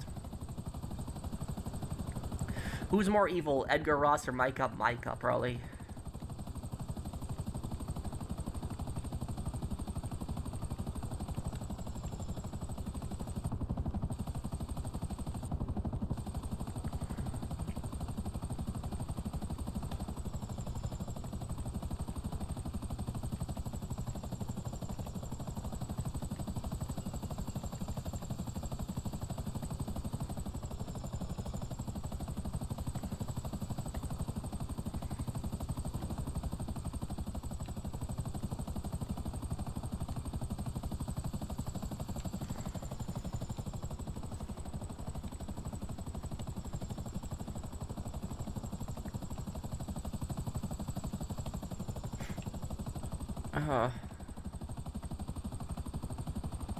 Would you say that Maximilian Robespierre had mental issues on top of his radical ideals? Probably, yeah. He had some form of paranoia. I mean, we wouldn't be able to really diagnose him. The thing about Robespierre is Robespierre is a very fascinating figure to read about, because Robespierre, there's a lot of things that you don't necessarily know about the guy. Like, when people think of, like, Maximilian Robespierre, for example, oh, they think of that guy who did the Reign of Terror in France. They think of the guy who did all the, you know, the heads cutting off with the guillotine. That's basically what people think about. But the reality of it is that Robespierre went insane. He did. So he actually lost his sanity and he went insane. he got to the point where he basically thought that if you don't disagree with him 100%, that you were an enemy of the revolution. And the thing about Robespierre is that Robespierre was actually a pretty good person when he was younger. Before, he went insane, he was actually a really good person. Where, you have people like, for example, like Hitler and Stalin. Before these guys became dictators, these guys were never really good people. Like, Hitler, when he was younger, Hitler had been like a raging ultra-nationalist even when he was younger. When he was even 18, 19, 20, he was always like a raging ultra-nationalist. So there was never a point in his life where he was really a good person. But for example, like Robespierre, if you look at a person like that, Robespierre actually was a pretty honorable and a decent person when he was younger, and Robespierre envisioned a society in which, France could basically be free of the monarchy, where people could rise to the top, where, you wouldn't have this stupid aristocratic bloodline privilege, because back then in that time period, if you were not born into a specific bloodline, if you were not born into an aristocrat in France, you basically had no say. So it was that you couldn't go to college, you couldn't advance yourself in the military past like an NCO rank, you could not be an officer if you were not an aristocrat. So the aristocrats pretty much controlled society. And Robespierre had helped abolish slavery. He did. He helped to end slavery. So that's what a lot of people don't know, is that a lot of people say Britain was the first country in Europe to end slavery, or the first major country, but Britain wasn't really the first major country. It was technically France. The reason that France doesn't get credit for it is because Napoleon ended up bringing it back. But during the French Revolution did abolish slavery. That was 40 years before Britain did. So it was technically France during the French Revolution that abolished it. Robespierre, yeah, I know I'm pronouncing his name incorrectly. Sorry. But look, but about Robespierre is, he supported freedom of speech. He supported limited government. He didn't support monarchy. He was against this aristocratic privilege. He was basically for the common person. That's what Robespierre was for. So if you had lived in if you were like a peasant and you had lived in revolutionary France, you would have liked him. You would have liked him as a person. You would have supported him. So a lot of people say, oh, no, I wouldn't have supported somebody like that. If you lived in that time period, you 100% would have supported him. So he was very popular amongst the poor, amongst the peasantry. The problem with him, what ended up happening with him, is that there were several countries that were plotting to invade France. And it was like Prussia, Austria, Britain, Spain. You had numerous countries that were plotting to invade France. And the reason that they wanted to invade France is because they wanted to end the French Revolution, because they were scared of the French Revolution spreading to their countries. And the King of France, what he did was he tried to flee overnight, and he tried to go to Austria, because his wife was Austrian, Marie Antoinette, and her brother was the King of Austria. So they had tried to flee overnight, and he would have basically rallied an army against his own country. So the king committed treason against his own country, and he deserved to get executed in the end.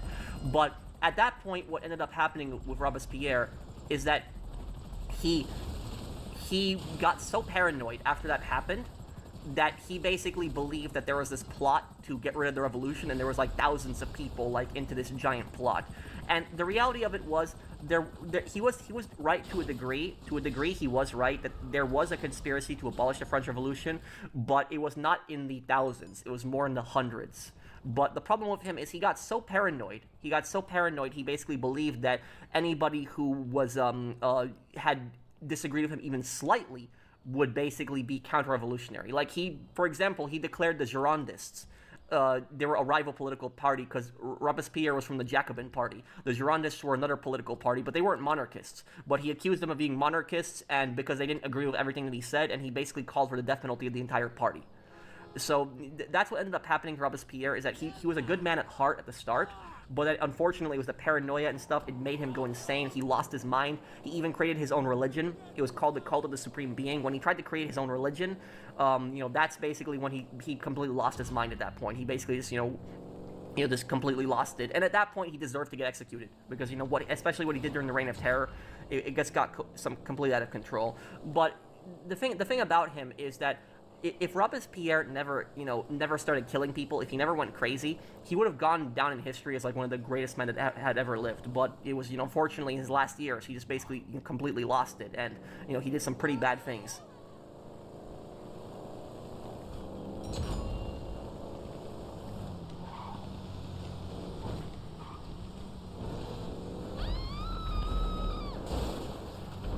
Let me see here. What pissed you off? Wait, what? Quebec, Pat. I've been to Quebec for. Well, we've talked about this. Is the law where they have banned it was the law that banned private businesses from using English. That was it, right? QC suppressor. I liked all the gangs in Saints Row 1. Do you know the Combine in Half-Life 2 killed more humans than Gordon did? And unlike Gordon, despite starting the Resonance Cascade, they never cared. I gotta play Half-Life 2, Hamzat. I gotta play that. But, you know, just because Gordon Freeman doesn't talk doesn't mean that he's a bad person.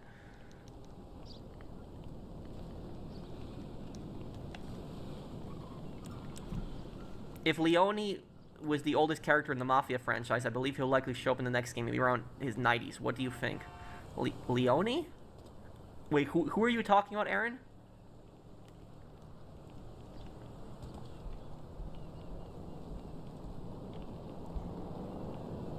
Are you okay, April?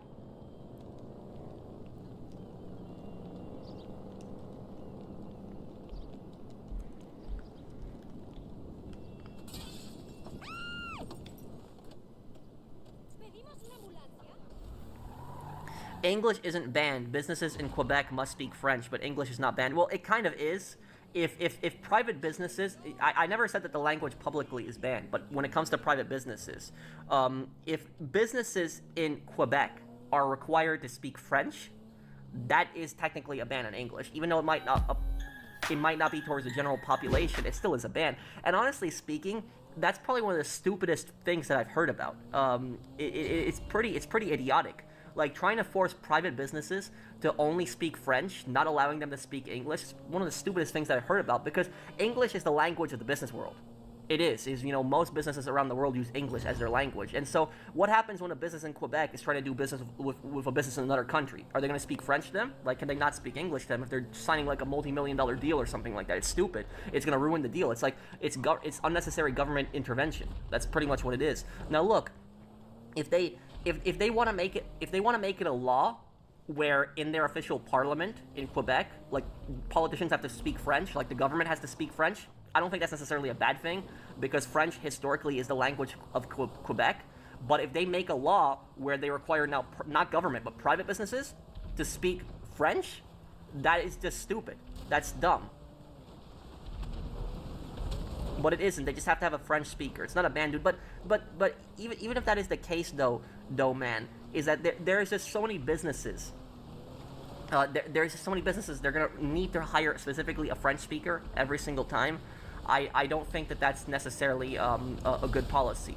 Like I said, if they want to make it. If they want to make it that the government has to speak French and the official language of the government is French, I don't think that's necessarily a bad thing, because French was the language of Quebec. But trying to force businesses to, you know, use French, I don't think that that's reasonable. I think that that's going way too far. That's government overreach.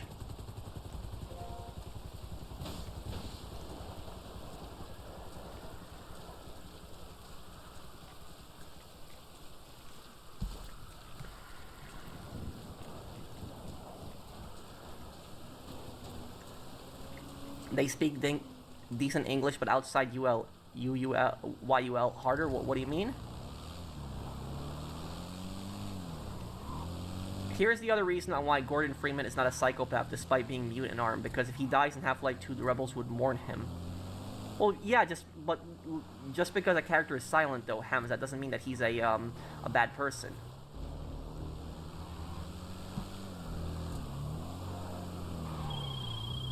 Look at.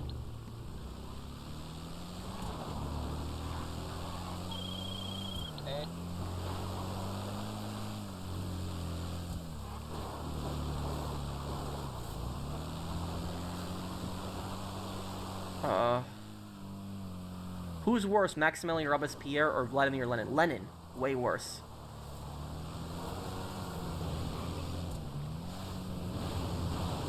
I did hear about Chuck Norris, yes. Okay, QC suppressor, remember.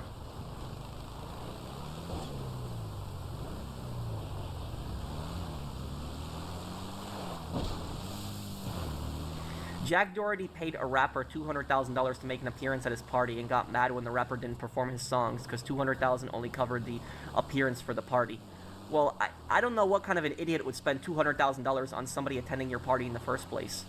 Like, I would never spend something like that. I would not, if I had a birthday party, I wouldn't even spend $1,000 to hire a singer. I wouldn't even do that. I don't want singers. It's like, I think that's a stupid waste of money. $200,000 to hire a rapper to show up at your party, that's a giant waste of money.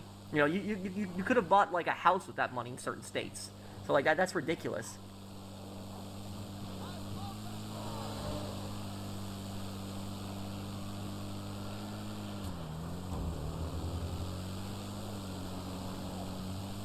I don't think Leo Galante is going to show up again because he was just, you know, he was so old at that point at the end of Mafia 3, though, Aaron.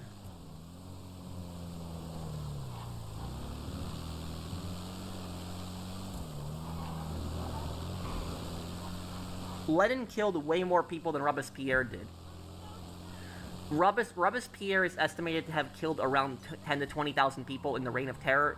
Lenin is killed hundreds of thousands.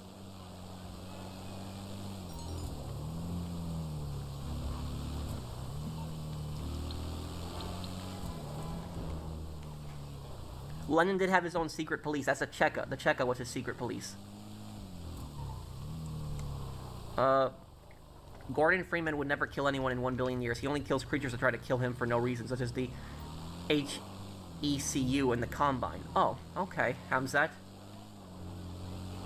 I got a question for you, Hamzat. Have you seen the Special Forces in Dead Rising? The Special Forces in Dead Rising, some people say that they're based on the HECU. They're like evil special forces that are trying to cover up what's going on.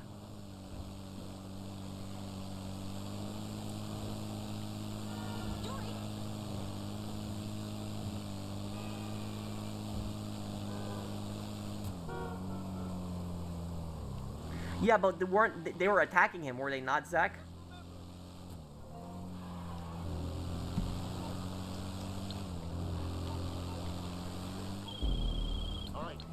Oh, I didn't get an invite to the business.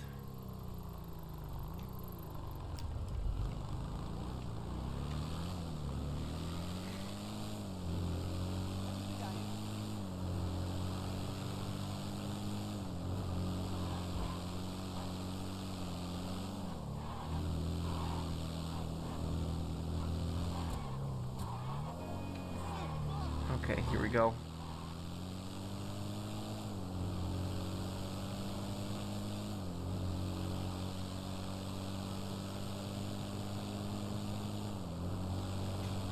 Oh, I know about GTA Advance. I gotta play that one day. Can you play Lucius? I've never heard of that game before. No, this is a Daemon. This is the Western Daemon specifically. Jim does drive the zombie, yes.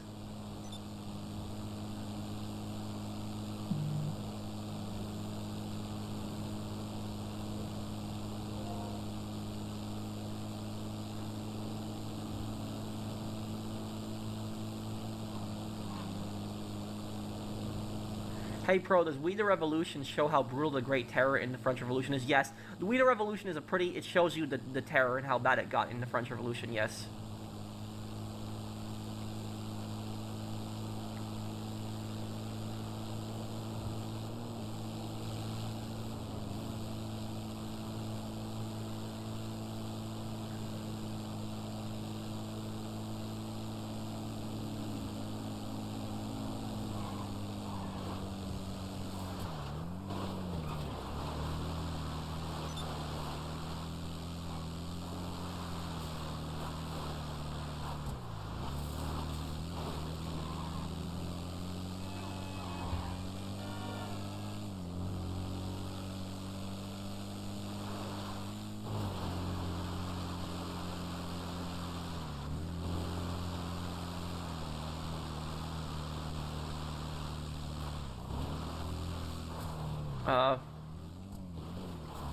Pat, YULQC language watchdogs are sending undercover inspectors in businesses. Please look into this and maybe consider crazy current events. 2 weeks ago, I could look into that. They're sending private investigators into businesses. So like a bit to check if a business is using French. That's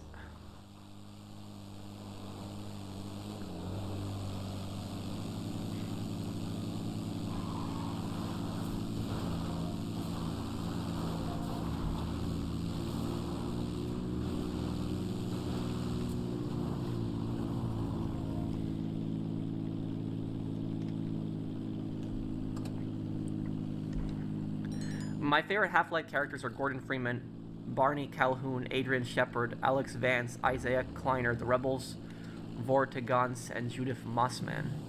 Well, I still have to play Half-Life 2. I'll do it this year though, Hamzat. But I'm gonna do Half-Life 2. Do I like the Ultor storyline? Yeah, for the most part in Saints Row 2 I did. This greedy, large corporation trying to take over Saints Row, I did like it.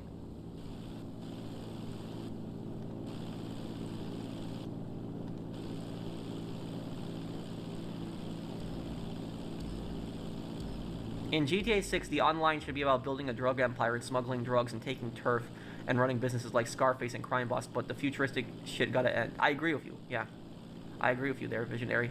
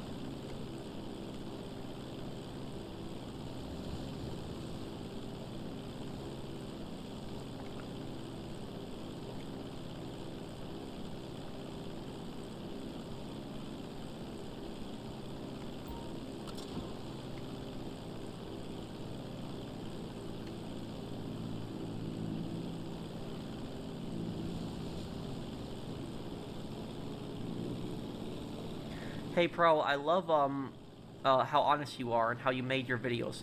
How would you feel if Rockstar asked you to be the main character of Red Dead Redemption 3? I don't think that would happen. I have no acting experience. I would love to play as a side character, but I don't think I would ever get asked to be a main character in a video game.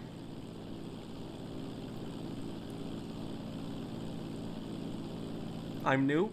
Well, hello there, Aimbot, Millsap, if I'm reading your name correctly. What open world crime game do you think has the best economy? Scarface. Scarface, there's so many things to buy.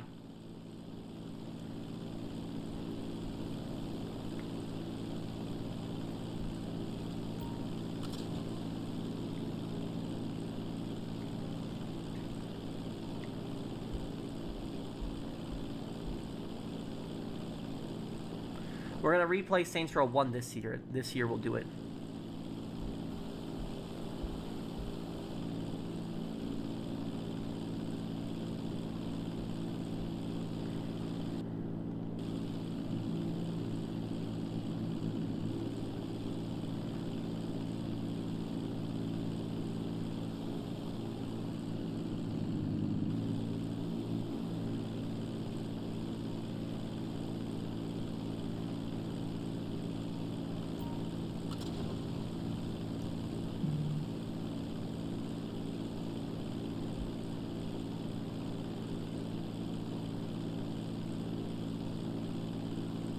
Yeah, Scarface was a great game.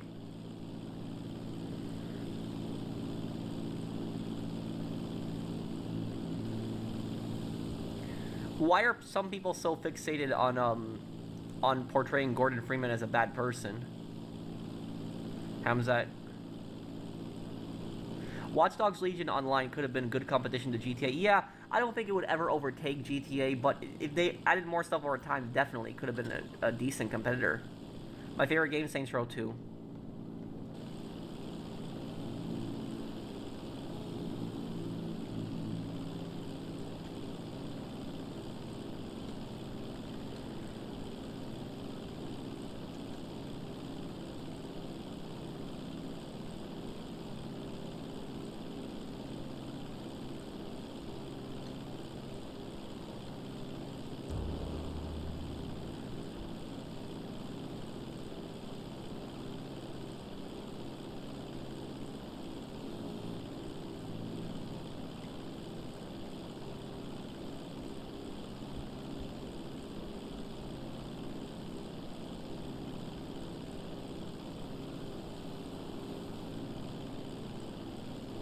What's the question, Hunter? Uh, would I rather live was Citizen in Just Cause 2 or Sleeping Dogs? Which world would I rather live in? Sleeping Dogs. I wouldn't want to live in Panau, which is the setting of Just Cause 2.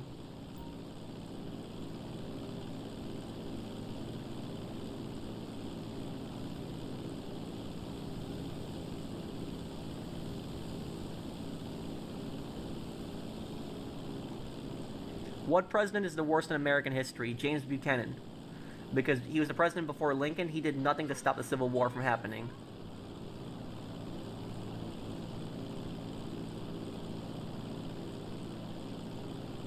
Do you mean Iran, Vanny? Is that what you're asking me about?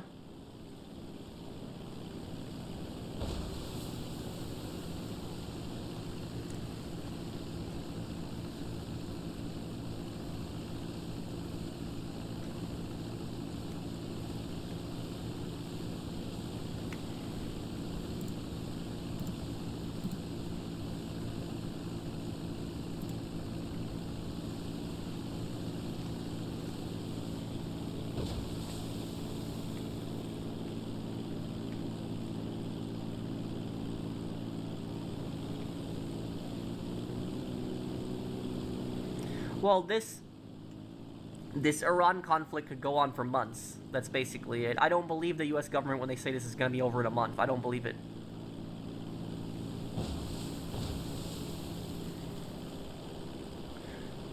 Who owns the rights to Sleeping Dogs right now, Liskiff?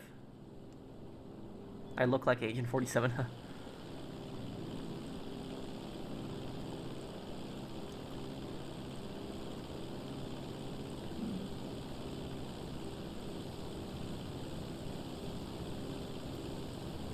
Do I download games? Sometimes.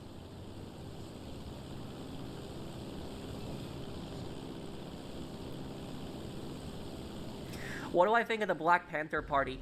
Some of them were civil rights leaders, but some of them were also communists. So there was different factions of the Black Panther Party. Some of them were civil rights leaders, but others of them were actually communists. Like there were some members of the Black Panther movement that actually had links to communist parties.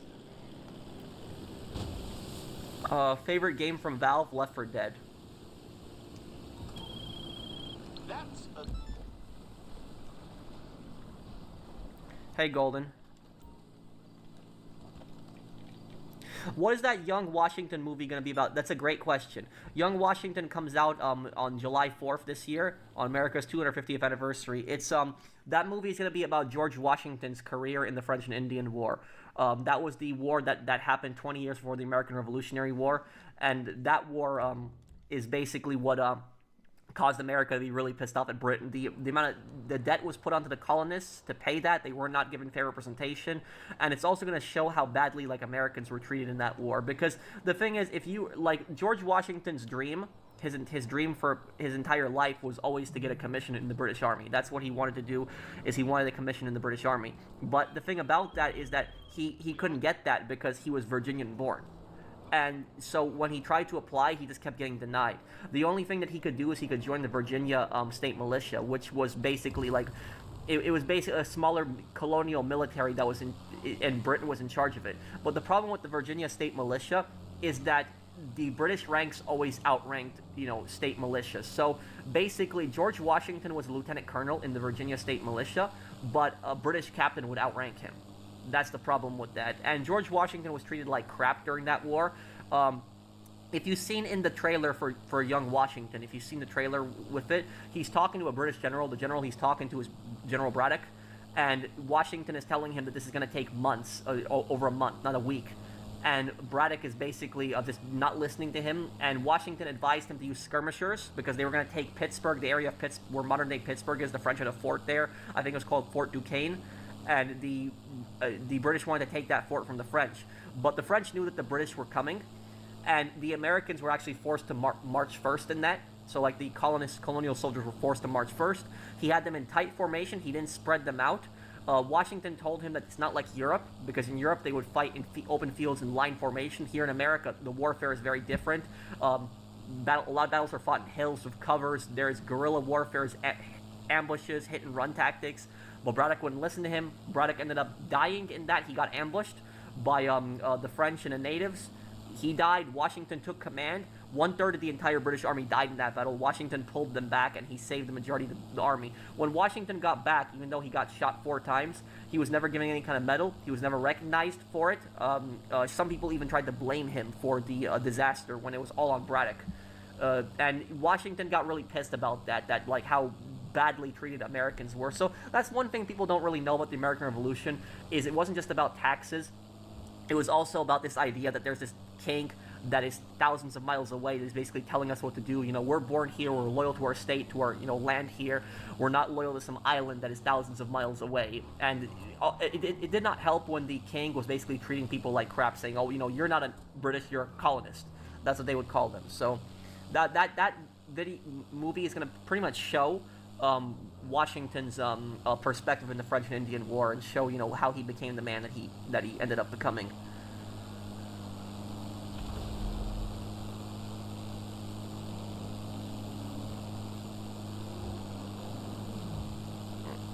How were the natives treated after the revolution? Well, it depends.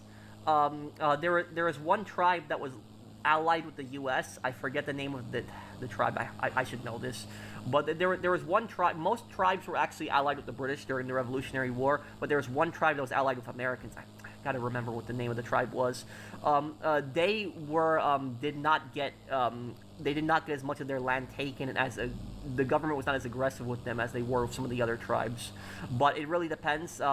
What happened after the Revolutionary War was that Washington actually did not want to go to war with a lot of these Native American tribes. He was actually not in favor of Americans actually settling out west. He was not a fan of that. So he wasn't for that. But what ended up happening was a lot of people actually went out west, and it ended up creating conflicts, and then there started wars between settlers and the natives, and then the U.S. government got involved, and things got pretty ugly at that point. It got pretty bad. I don't think it was it wasn't the Cherokee. No, the Cherokee were allied with the British. It was another tribe. I'm trying to remember what tribe it was.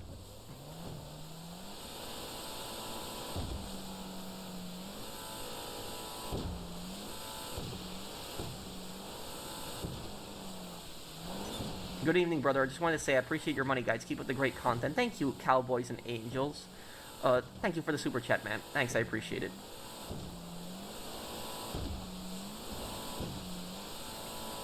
No, the Crows were allies later with the U.S.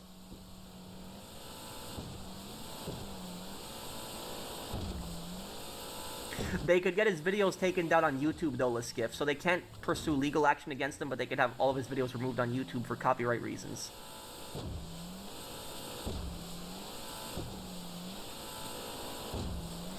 If I could pick any famous person, dead or alive, to have dinner with, who would I pick? Personally, I'd pick Eddie Guerrero or Ulysses S. Grant.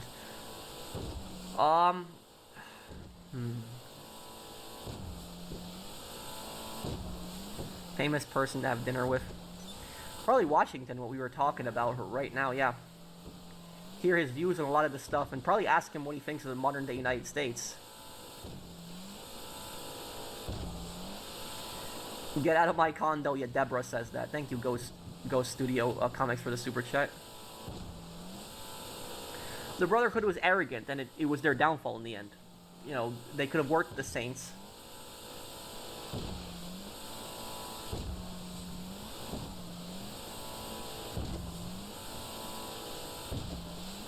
It was Marrow's arrogance which caused his downfall.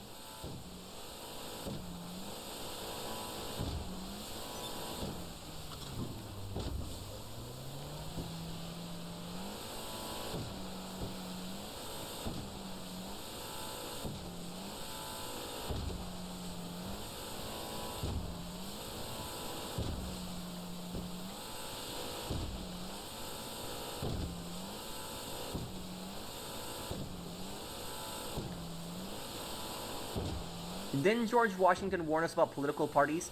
Yes, George Washington did warn about that. He warned that political parties would divide the country. What George Washington also warned about is he warned about foreign alliances. He was completely against America getting involved in foreign alliances. That's what a lot of people don't know is that if Washington was alive today, for example, he would be completely against America being in NATO. He would not support that 100%. He would not be for that. He was very against America ever getting into an alliance with any country.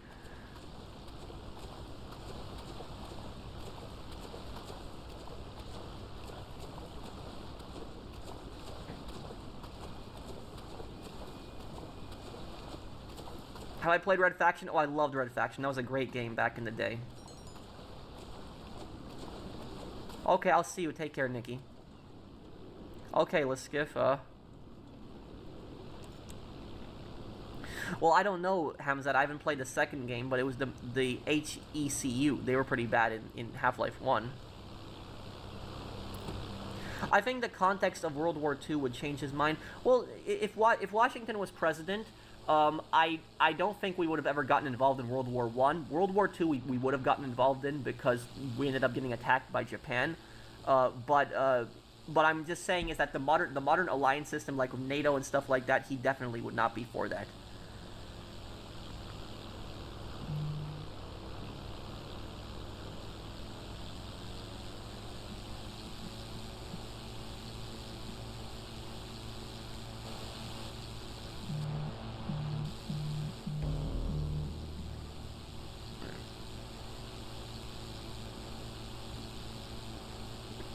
Okay, I'm gonna help. What is it? I'm gonna help Brandon with his heist, unless Minifig still has another business. Do you have another business, Minifig?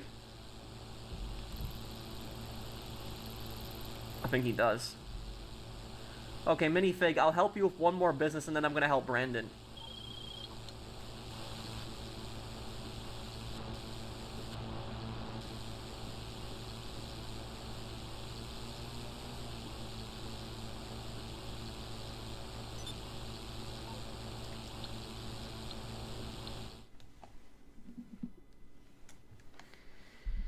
No, nobody is texting me. I'm just getting a bunch of notifications on my phone.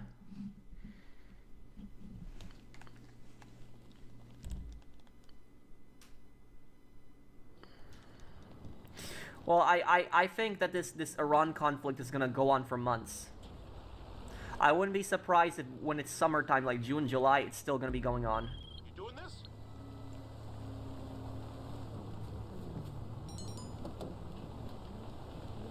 Was the bombing of North Korea during the Korean War unjustified? No, because North Korea had invaded South Korea, and so like the United Nations basically declared what North Korea was doing was an illegal act. Now, of course, bombing civilians is wrong, like, you know, anything like that. But if we're just talking like the invasion of North Korea, no, it was pretty justified with what happened with that. It was North Korea that started that war. But this current war that's going on with Iran right now, this is just stupid. I don't think this should have ever happened. I don't think we should have ever gotten involved in that. But this is going to have a massive effect on the, you know, global oil supply. The economy is going to go really bad. Inflation is going to get out of control. I think this is going to be really bad.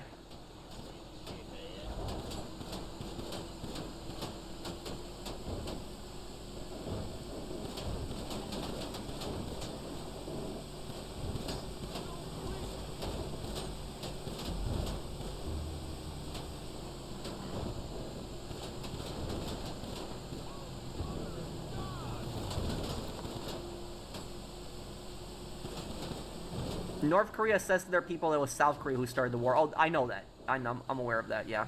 You know something else about North Korea? Do you know that North Korea actually minimizes how much China actually helped them? So one of the reasons that North Korea actually survived as a country was because of China. If China did not get involved, the North Korean government would not exist today. But North Korea in their own education system actually downplay how much China actually helped them. They act like they defeated the Americans all on their own.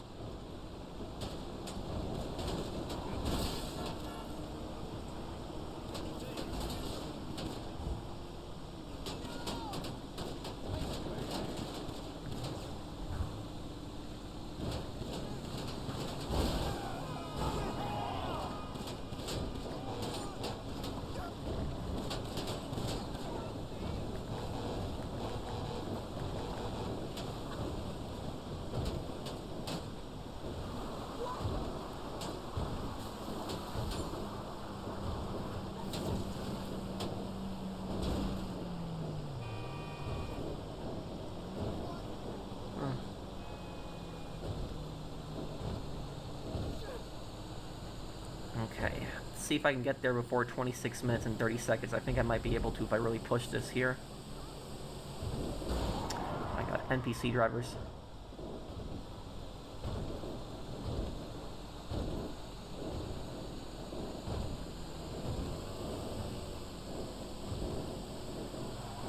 Brandon, get your heist ready, please, because I'm going to help you right after this.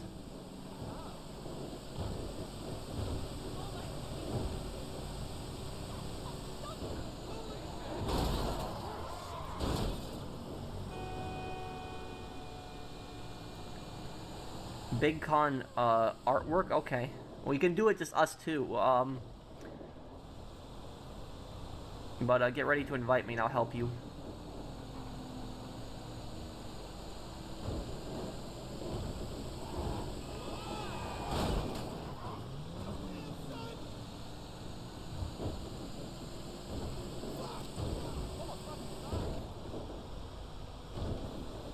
Do you still curse in your daily life? Sometimes it might maybe occasionally happen, but I try to limit it.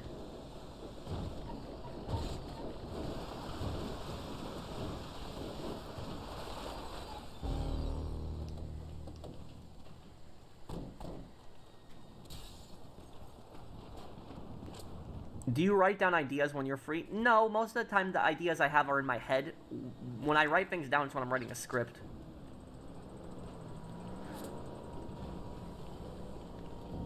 Okay, Brandon, invite me.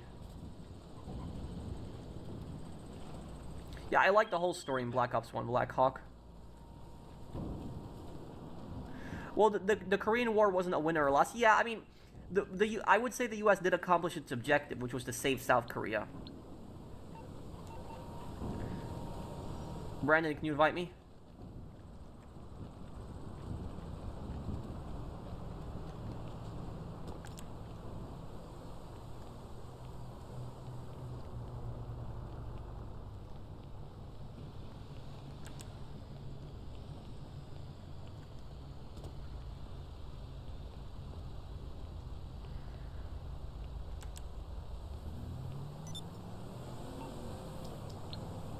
Where'd I get the discipline for that? It just happened. I guess I just did not want to curse anymore, and it just. Oh wait, what is this? Oh, it's not. I thought it was the heist invite.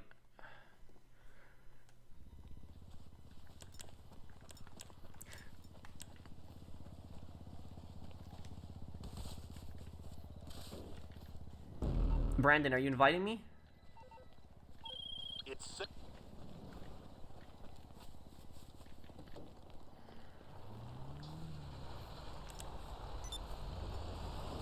Okay, there we go.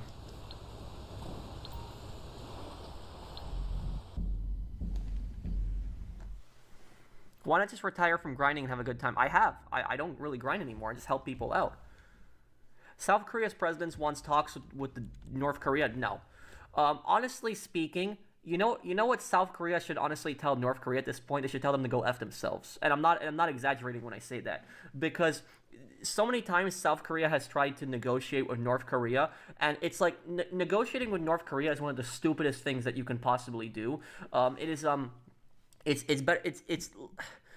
the reason that it sucks so much to negotiate with a country like North Korea is because when it comes to North Korea, is countries will negotiate with them, they'll make some kind of agreement, and then within a couple months of that agreement, they'll start testing missiles again, they'll start threatening countries, and then what they will demand more. And then they'll make another agreement, and then after a couple months, they start making more missile tests, start threatening more countries, doing more bad things, and then they want another deal. And they just keep doing that. They make a deal, and then a couple months later, they start threatening people, and then they want another deal. And when North Korea blew up that South Korean building, because South Korea built a building in North Korea, and the building that they built was for diplomatic talks, and North Korea just blew it up. Like, they recorded it, and they blew it up, and they, like, posted it on their propaganda TV. At that point, honestly, is South Korea should have just told North Korea, go F yourself, is we are done talking. We're not going to negotiate with you, we're not going to talk to you. I'm not saying that to declare war on them, but to specifically say, we're done talking. We're not going to talk to you anymore, ever again. Because there's no point, because every single time they negotiate with them,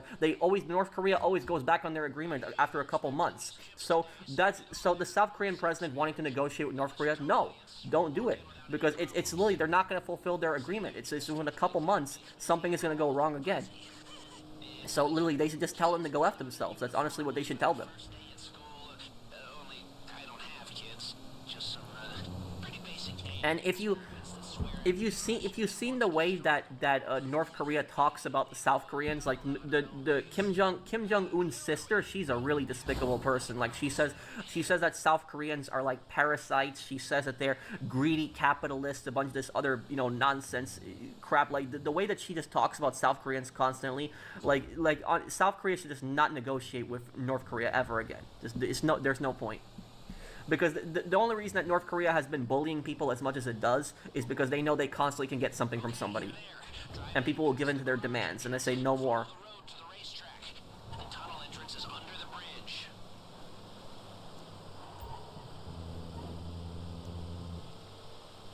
What do you think of J. Edgar Hoover, the FBI director? Like a cop who couldn't pass the fitness test or the What do I think happened to the dinosaurs? They got wiped out by a meteor? power. You still play Saints Row 2 in your free time? I haven't played in a couple months, but... How many years would you say it requires to make a constant living out of YouTube if you're consistent? Well, to make a living off YouTube, it's not relevant on the amount of years. It's basically all based on views and subscribers, because somebody could be on YouTube for years and not get that many views and subscribers, and they can't make a living. And then somebody could be on YouTube for just a couple months and gain a ton of subscribers and make a living off of it. So it all really depends on views and subscribers. Delivery job. You've done this 1,000 times. You're earlier than expected. Just gonna check your VI number. Chip delivery, huh? Sure. I know, Go Fidelity, straight right, through Brandon? The lever on the left. You can take the elevator or stairs down. I got put on Fidelity. Have you ever seen Disgusting Russian Propaganda, Sasha Meets Russia? No, I've never heard of that before. I thought you were gonna get shot in the face for a second there. Okay, now get in the elevator and remember, inconspicuous. I don't really have any Hamzat.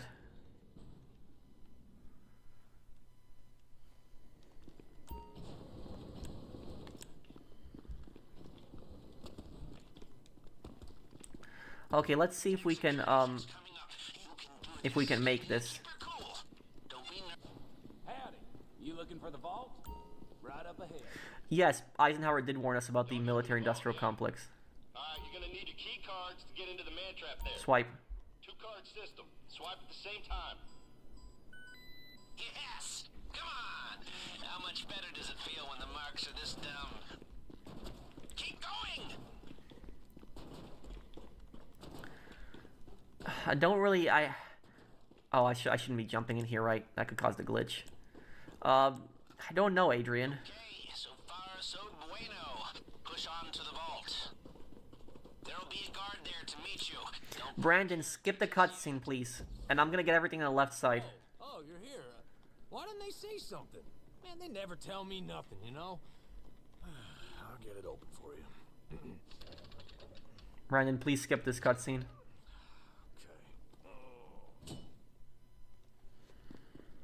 Hey, Okay. that art looks expensive to me. Let's give it a new home. Good news. Seeing as we Okay, stayed here we under the go. radar, Let's do we this. have a little more time here. Now, your hacker can block the security sensors while you're in the vault, but only for a while. If the system goes quiet for too long, it triggers the alarm as a failsafe. And, did I mention that if the alarm goes off in here, they'll flood the Do you ever find yourself busy all day, or you still have some free time? I have some free time. I'm mentioning it now. If you're making good Occasionally, try getting into some of the lock boxes. Okay, there we go. That should open that.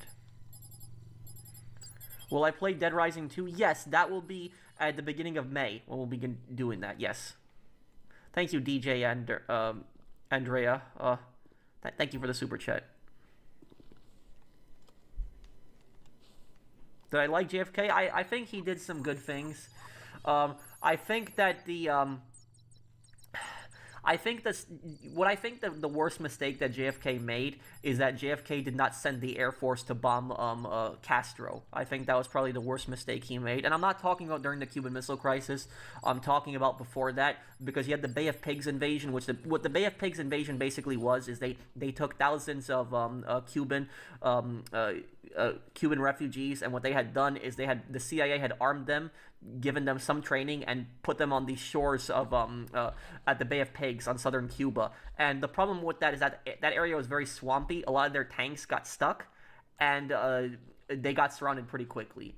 And what ended up happening is the CIA, instead of like backing up the people that they supported, they basically just pulled out and pretended like they had nothing to do with that. And one of the reasons was because Kennedy was really against sending the Air Force in. Kennedy did not want to send the Air Force in because he was scared that the United States would be accused of imperialism. But honestly, who cares if the United States was accused of imperialism for something like that? Because those people needed our help. They did. And so like the CIA betrayed those people. Like they armed a bunch of Cuban refugees, put them on the shores of southern Cuba, and expected that Castro would just get overthrown like that, and all those people got captured. They got tortured in prisons by the communists, and the CIA just abandoned all those people. So it's like, that's one of the big f-ups that Kennedy had, was that he did not he should have sent the Air Force in and just bombed the hell out of Castro. He should have just done that, and that would have at least helped the Bay of Pigs invasion. Maybe Cuba would not be a communist country today if that had happened.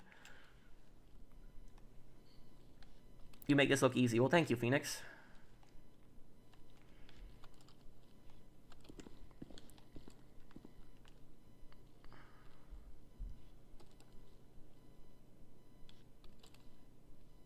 Oh, Brandon, 30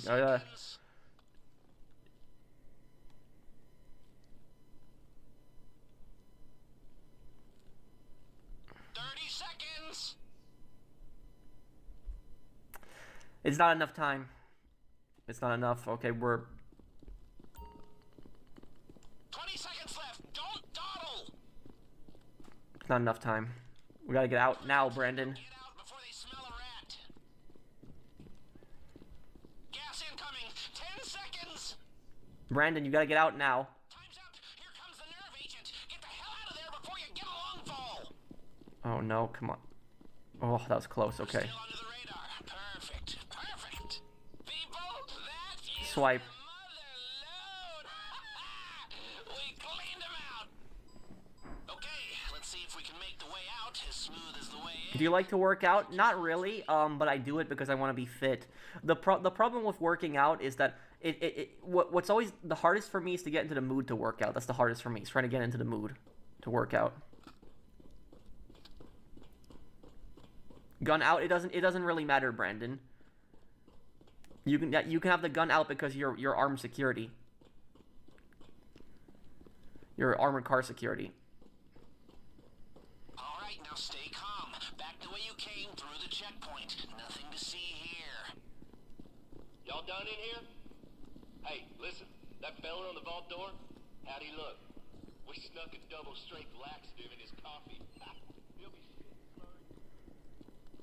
Get in the cargo elevator and use your key card. Play it cool. Back the way we came is too risky now that you're carrying the loot. Let's fall back to the rear door. Let's do it. Here. Do you like to listen to music when you're working out? No, most of the time I like to listen to videos. Are you an early bird or late riser? I usually go to bed pretty late. Seen what you did to the vault, and now the whole place is locking down fast. The thing is people are born with that, though, people are born either early birds or night owls. Look busy and shout LSFD if anyone gets in your way. They're closing in on us. We need to pick up the pace. Ah, crap. Security is sweeping the whole building. Stay one step ahead, or this whole thing. Brandon, just go. Go, run, just go. That guy saw me around the corner really quick. Right now. Got some heavy chatter on the police frequencies. That was my bad, sorry. Noose. Brandon, go. Just go. Lame motherfucker! Come on, we got this. Yeah, I'll turn on performance mode now. My dad does the diet where you eat once a day. It has really helped him out. I don't know if I could do that. That's...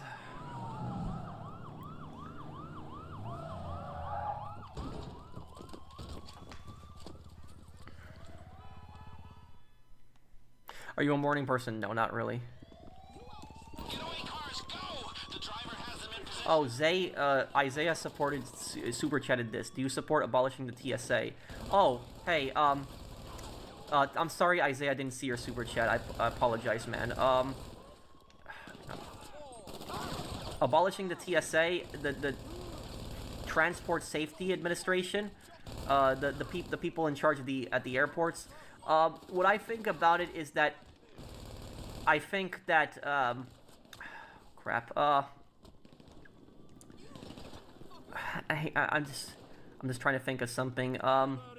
I think that some of the TSA policies are like stupid, like, you know, for example, like needing to take a belt off, like when you're going through the I don't know why they need to take a belt off. And also on top of that is the other policy with the TSA, the stupidest one was the no drinks policy. You can't bring water on a plane, which I understand that the reason that policy is in is because they're concerned about like bomb fluids being in like liquids and stuff like that. But the thing is, with the technology that they have these days, they should have scanners and stuff like that to be able to detect that.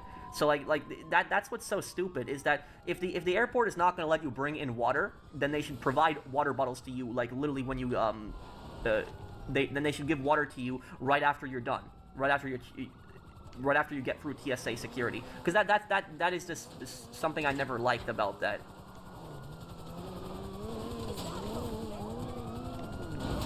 Okay, the decoys are go. They're splitting up to cover it. Now's your chance.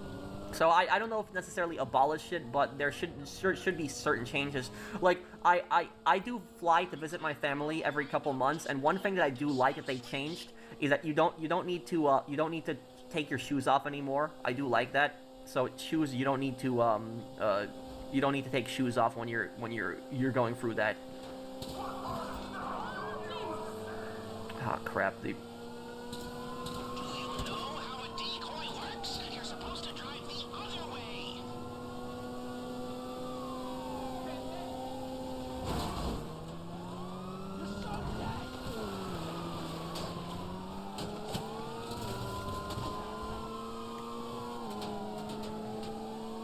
Wow, we really kicked the hornet's nest. It's amazing. You can contain viruses in those. In what, liquid? Sure, but the thing about that is you could contain viruses in anything else. You could contain viruses in food, and you can bring food on planes, but you can't bring water on planes.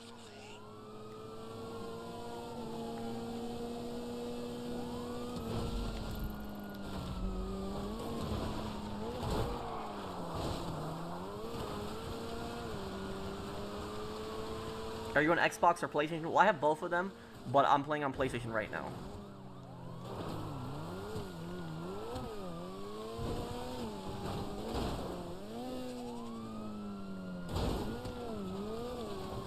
I do play Fallout 76. I gotta do another stream when I get the chance.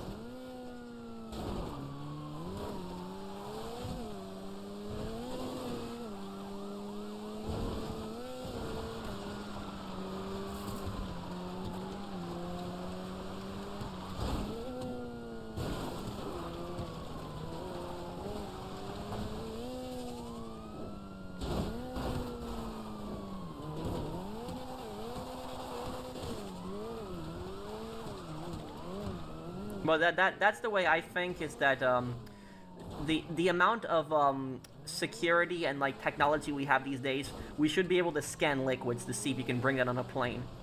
If anything, they could make a policy where it's just water that you can bring. You cannot bring any other liquid besides water. You know, and it has to be sealed or something like that. But that's oh, already lost the cops. We can just take this.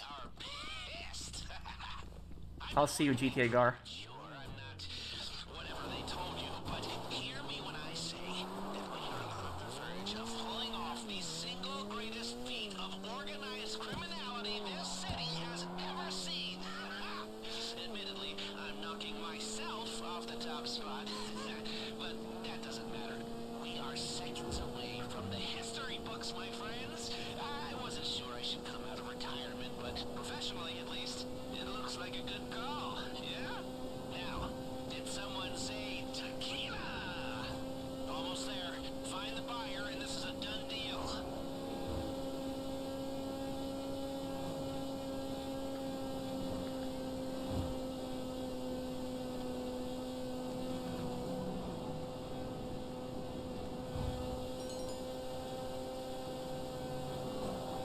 It's okay, Brandon. It's not a big deal. Don't worry about it.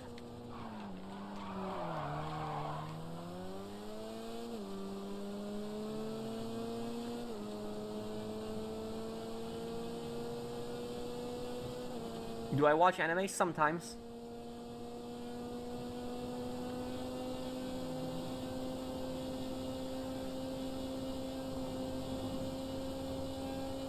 Is there truly a victimless crime? I mean, there are certain crimes that don't involve victims. I mean, like speeding, for example. Speeding is technically a crime, or it's more of a violation, but it can be a crime depending on how fast you're going. But at the same time, as you can make the argument that it's not a victimless crime because you're endangering others by speeding. But there are, crimes people commit without, like, I mean, tax fraud. You can make the argument that tax fraud is victimless crime. I mean, maybe the government is getting scammed, but it's not, it's not like the person is stealing from other people. So it really depends.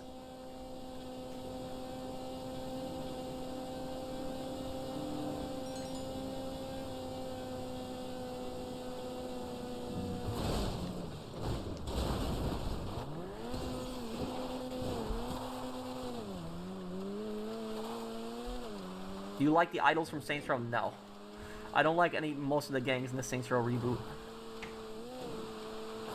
The only gang I somewhat liked was maybe the Panteros, but the Panteros ended up sucking in the end too.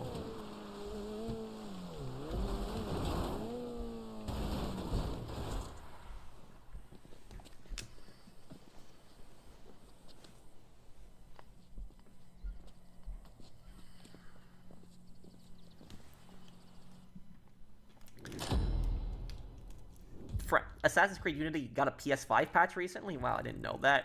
What a coincidence. You were talking about the French Revolution, and I've been playing Assassin's Creed Unity with the recent PS5 patch. Oh. Well, thank you, Timarku, for the super chat. Are you French by any chance? That sounds like a very French name that you have. Timarku.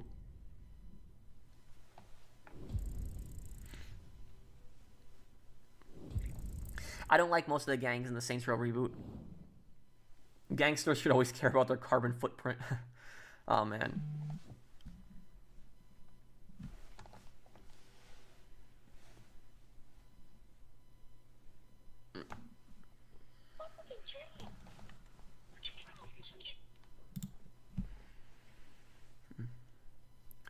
Okay, I gotta mute this and the music is gonna be...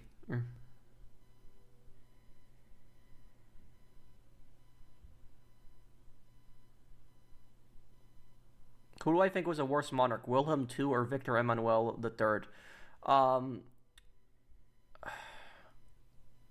Is it difficult to breathe in that mask? No. Victor Emmanuel, because he just completely caused Italy to fall apart. What's your question, Minion? What's my real name, Patrick? Thoughts on the definitive edition? I think it's much better than what it launched with.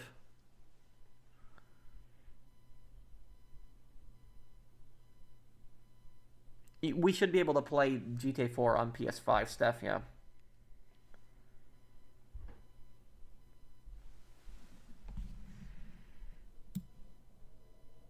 Thomas Sankara, isn't that the guy that's in the beret? He wears the beret a lot of times. I think that's him, right? Yes, it was the guy who was no,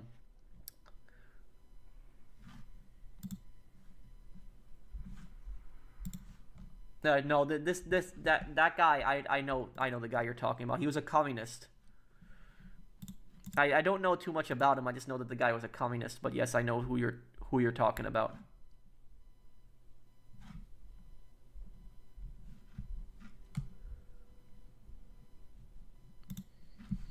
Good stream. See you in the party. Like, thanks. No problem, Brandon. Patrick is an Irish name. Yeah, but I'm not Irish, though.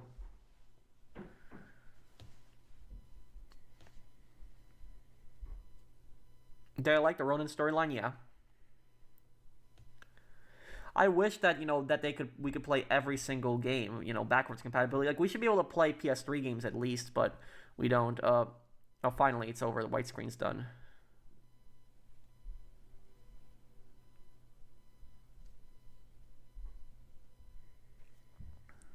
Yes, they did mention them. The anarchist revolutionaries were big in Mafia, the old country.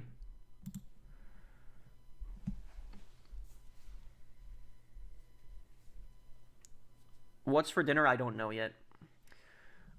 But I guess I'm gonna probably wrap the stream up here, guys. I will still answer any questions before I go. So before I go, I'll answer some questions. If you guys want to ask me anything before I go, I'll answer your questions. Am I gonna live stream GTA 6 playing the story? Probably do a playthrough of it.